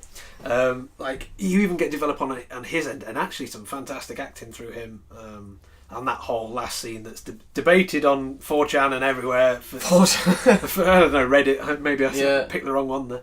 To me, it's quite a clear-cut one. He's a thing, because I believe it's lighter fluid in that bottle of whiskey. Oh, I've seen that theory. I believe that, but I also believe that at that point, it's a moot point, really, isn't it? Doesn't matter, because they're both going to die. They're both like, even if the other guy kills him, he's in the middle of nowhere. He's going to die. So it's that whole "we'll see in the morning" kind of thing, Well, they're going to freeze again anyway. Exactly. It's this whole let's agree to disagree and we'll sort this out. But if you ever completed the game of The Thing, I've got it here somewhere. Really good game actually. But right at the end, McCready rescues you in a helicopter. Yeah. And I don't know if it had the same. Well, no, did it have a John Carpenter's influence? I don't know if he wrote it. Not sure. But not sure on that one. If it's not, it's not canon. But interesting. I've got the Evil Dead games as well. They are brilliant. Ooh. A Boom Full of Fist Stick. Yeah, they were the follow-ons, but no, the actual Evil Dead game, which is where you're at the cabin, it's really good. Like bad by today's standards, but really good. But no, like the thing is just fucking amazing. It is the great. effects are on point. The story's gripping, really good, really and nice. And it's genuinely really scary. That frightened me for years when I was little. Brilliant. Because my dad would make me watch horror films. No. Because if I couldn't sleep, he'd take me downstairs and he'd put one on. And then I'd go to sleep because I didn't want to watch it. Yeah, exactly. My earliest memory is watching Predator. Oh, nice. Oh, that's an action. But it can be scary. Skinned bodies and an invisible twat jumping around the woods. I mean, you watch it now, it's funny. Yeah. Stick around. That's hilarious. Come get me, I'm right here. Come on! But at the time, I was all... But no, yeah, exactly. And that would have been my first experience of most of these films. Like, I know I watched The Fog when I was way too young to watch it. I watched that quite young, and I always thought it was boring. I need to revisit it. I think you should revisit it. That's another one which has a... It's not a straight up horror, is it? It's got a point to it. Exactly. It's another one about class in terms of that, and the regretted actions of the forefathers. It's not of the a church. Stephen King one, is it? The Fog? Because I know... Or is it Stephen... Because you've got The Mist as well. Sure, right. Well, The Mist is pretty much a remake of The Fog. I like The Mist. I won't watch it because it's the same story, but not as well told as I believe it. because that's going to focus on the main protagonist and his son or daughter, and they're trying to get away and yada yada. Whereas the fog is more integral to it's a problem with the village. You know, it basically turns out that the former pastor of the church. It's something to do with pirates, isn't it? No, not pirates, lepers. Lepers. Oh, okay. Yeah. Basically, they force them out. They steal all the gold from the lepers and force them out to an island where they ultimately just die. Which is where you get the apparition is of the lepers coming on the boat, you know, through the fog, and it's to reclaim this gold or whatever. But it's seeking vengeance. Yeah, giving them back what they did. But that's really cool because it's got the dynamic. It's a bit like the Warriors. You've got a woman in a radio station giving these outdates, like, you know, you need to be careful. That's what I remember the most about it is because she was the voiceover.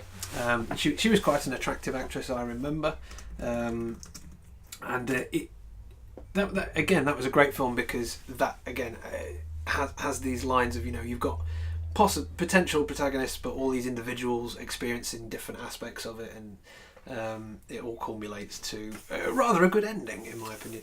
Isn't the ending where doesn't he give him the cross? Yeah, and explodes or something. No, he gives him the preacher ends up going, because it's basically like, oh, it's really good. He does his own sort of research and finds like hidden documents and tapes or whatever, documenting it, and he realizes that the crucifix is actually made from that's the treasure, the stolen leper gold. And he ends up giving it to one, and it walks away into the fog. And as there's like a seconds cut where you think everything's all right, and then he gets shafted in the whammy. Shafted in the whammy is my favourite late night it's shopping channel. Yeah, exactly. You're damn right. But yeah, this is what I mean. Carpenter's films like this are great for me because they can. Again, they follow the dynamic of it's the group, it's the individual, or it's a story, or coming together in the thing. It's all of it. It's all of it in one yummy bundle. And yeah, for me, this film was a really good watch. You know, I'd recommend it to anyone, not solely because it's a nice tongue-in-cheek sort of view on what's going on in the world. I think it's an enjoyable film. You know. Yeah, I'd say if you weren't interested by the context of it and you just wanted an action movie about aliens, I don't know if people would enjoy it as much. Yeah, because it's a weird one. It's more, let's say, sci-fi than horror. I'd say the first 30 minutes, if you weren't into it, you might be a bit bored. Mm-hmm. I mean, I wasn't, because I just love anything that guy touches, but yeah, I think, yeah, you might wait until the allegations come out. Yeah, you might be like, Morgan Freeman's just been fucking outed, so oh god, titty sprinkles. Titty sprinkles. That'd be his ultimate subtext, wouldn't it? Yeah, exactly. No, Peter clicked an advert for Arrested Development. Stop! Go! Apologies, listeners. That didn't sound like Arrested Development. No, it was an IMDb trailer. I was trying to click on John Carpenter to see what other films he's done around the same time. Well, it was kind of a run, wasn't it? It was like Big Trouble, Prince of Darkness, and then this. Yeah, and I think he did one more as well. The Thing was a way while ago, wasn't it? Well, it was more recent than those films. Yeah, because he did a few in between and. Oh yeah, so yeah, we got The Fog, Escape from New York, The Thing, Christine, Starman, Big Trouble, Prince of Darkness, They Live. Oh, so They Live is the most recent one. Yeah. Memoirs of an Invisible Man. I've never heard of that. Ooh, dear. I'm not sure of that one. Got Chevy Chase and Daryl Hannah in it. Oh, what? A John Carpenter film starring Chevy Chase and Daryl Hannah. That's all right. Okay. It's a well, I've got to watch it now. Well, we weren't going to do another Carpenter. Well, I reckon let's hold off. We'll hold off on the Carpenter because there is. I've noticed his last film that he did, which is called what's it called now? Like Asylum or something. The Ward. Okay. That popped up on Amazon Prime to watch. That's from 2010. So, at some point, I'd like to give that a go. Yeah. And I do need to revisit Ghosts of Mars. Yeah, I guess. So I remember it being it's all action, amazingly enjoyable but terrible at the same time. Yeah. Again, that's John Carpenter's thing. Like, I mean, let's face it. Like, I mean, apart from let's say They Live, where it's overtly political. it's more about a rollicking good time, in my opinion. You know, it's adrenaline, it's fear, it's spooky, it's drawing you in and building tension. To me, his music and his stories are all about building that feel, you know, about making you tense, about making you a bit uneasy or, you know, downright terrified if you can help it, which is great. And that's what I mean, like the score for Halloween and things like that just epitomises that for me. It's that constant building of dread and, oh my god, suspense, where is he, what's gonna happen? And it's like it doesn't even build, it just straight in with it. Yeah. So the film starts just like, this is what the picture of this film is. Yeah. I'm gonna go from here. Yeah. We don't need Exactly. backstories, we don't need explanations. Yeah. We're just gonna go from here. Exactly. I mean, they could have called it John Carpenter Presents Oh Fuck! Like, you know, run, bitch, run! Whilst he slowly walks. Yeah, exactly. How do they always do that? I don't get it. Friday the 13th, Halloween, the bad guys, Jason and Michael Myers, they fucking, the person's legged it off 40 metres into the distance, and then they turn around and cheer and they're just there. Boom. Like, what the hell is it? They've got the teleporter watches. That's what it is. Teleporter watches. Or they got the bus. The bus. In the dark woods. I'll take tree number 42, please. It'll be 20 pence. Thank you. That's an odd cinematic universe. He just sat on the bus next to an old lady with his mask on. Yeah. That's a nice big knife. But would you just imagine that it would be full of like Freddy Krueger and all the guys in the Scream masks all sat on the horror bus. The horror bus, just like, where are you going? Oh, yeah, virgins having sex, aisle through. John Carpenter would have to be driving it as well. Yeah, with his big moustache. Oh, that'd be so good. And the tunes would be banging. Yeah, just a dum dum. Yeah. Bum, bum, bum, bum, bum. Bum, bum. I think I just nailed an original Carpenter score. You did, there. and you managed to get an apart tootle. Wherever I can, my friend, wherever I can. Is this choir practice? Whatever. I want to do one, but I can't help but smile. You can't smile and pop tootle. I beg to differ. Yeah, it's not a good one, but yeah. Anyway, that's going off on a tangent. So that was They Live. Yeah, man. And, you know, quite a short one, 90 minutes. Yeah. I mean, we've spoken longer about it in the film brand, I reckon. Oh, as always. As is tradition. Yep. Get it out. Well, we wait for about a month to talk about these things. We've got to get it out, you know. That's true. And I'm surprised I can recollect any of that at this point. Well, again, it's all the scenes were quite impactful, so yeah, they're quite easy to remember. And like we say, really short scenes. It's like it's him there, then he's at the building site, then at the churchy thing, and then back into town. He's at the bank and beating up a policeman, finds the glasses, blah blah. Yeah, done. Yeah, it's a nice Friday evening. Couple of tins of beer. Let's clear our minds. Get a bit bogged down with subversive nature, but still there's a suplex in it. So there's a suplex and a clothesline. The clothesline. I didn't see a leg drop, but it got cut probably. Just trying to think, is it the kind of film that's better to watch with a friend or on your own? Because some kind of cheesy-ish, I'm going to say cheesy because of the one-liners. Yeah. Some cheesier movies are kind of better to watch with someone else. But I'd say this is column A and B because if the person you're watching it with was like, this is stupid, it'd drag you out. It'd drag you straight down. But it's one of those films that I could, I bring it around and look, like, watch this, dude, and I'd be looking at you like, hey, you liking it? And I would just be hurt if you. So then you'd be the person trying to make me consume on your bloody opinions, and I shall not obey. I shall not obey. But yeah, a bit of both. I mean, I like to watch a film on my own anyway because, like you say, if the other person seems stone-faced and they're not laughing, I'm like, oh, maybe I won't laugh then. Which is terrible because, I think every film should be watched solo because it's only what you bring to it and no interference from others. Which is kind of like why I like going to the movies in a way because if you're watching Netflix with friends and whatever, you're all going to be chatting over it and that, but at the movies it's like, immerse, shut up, watch it from start to end. Well, I go to the movies on my own. Yeah, generally. And it's funny you say that because when I went to watch Alien Covenant, yeah, I was on my own. I just went after work one day. I was like, right, I'm going to go and see it because it's an Alien movie. And there's the one. Have you seen it? I must have done. Yeah, Alien Covenant. There's the one bit in it. Can't believe I'm going to have to talk about this now. But basically, he's showing Walter how to play the flute, and he goes, "I'll do the fingering," and I laughed out loud. Yeah, But because I laughed, about 3 other people laughed about 2 seconds after me, and I thought you wouldn't have laughed because you didn't want to laugh in front of the person you were with. Yeah. But I found that hilarious. But it's because they get to go, oh no, I'm laughing at the person laughing. Yeah, exactly. Yeah, it's like, no, it's funny because Michael Fassbender said fingering, and that's a funny thing to say. Oh. But But then there is occasions where you need to watch a film that's so ridiculous with another person to find it funny. Yeah, I mean, like anything on Movies for Men after about 9 o'clock. The Room probably is one of the best ones to watch. Because that's a good point. That would be really hilarious. We still need to watch the Franco thing about that, the disaster artist. I'm kind of putting that off because I'm like, yeah, I will watch. I watched about 20 minutes of it, and I just thought that's just too good of a portrayal. Yeah, it's actually not ironic. Yeah. It's a bit weird. It's like one of those Jim and Andy kind of things. Like, you know, he's taking it so damn seriously. Well, that was weird. Yeah. Oh, that'll probably come out. There'll probably be one about someone else soon. Yeah. But yeah, I mean, I guess we should wrap it up for this one. Yeah, I recommend it if you haven't seen it already. I'm sure most people have, as it's 30 years old. Yeah. Wow. Yeah. But I think it's good that you can still enjoy a 30-year-old movie and the point is still relevant. Yeah.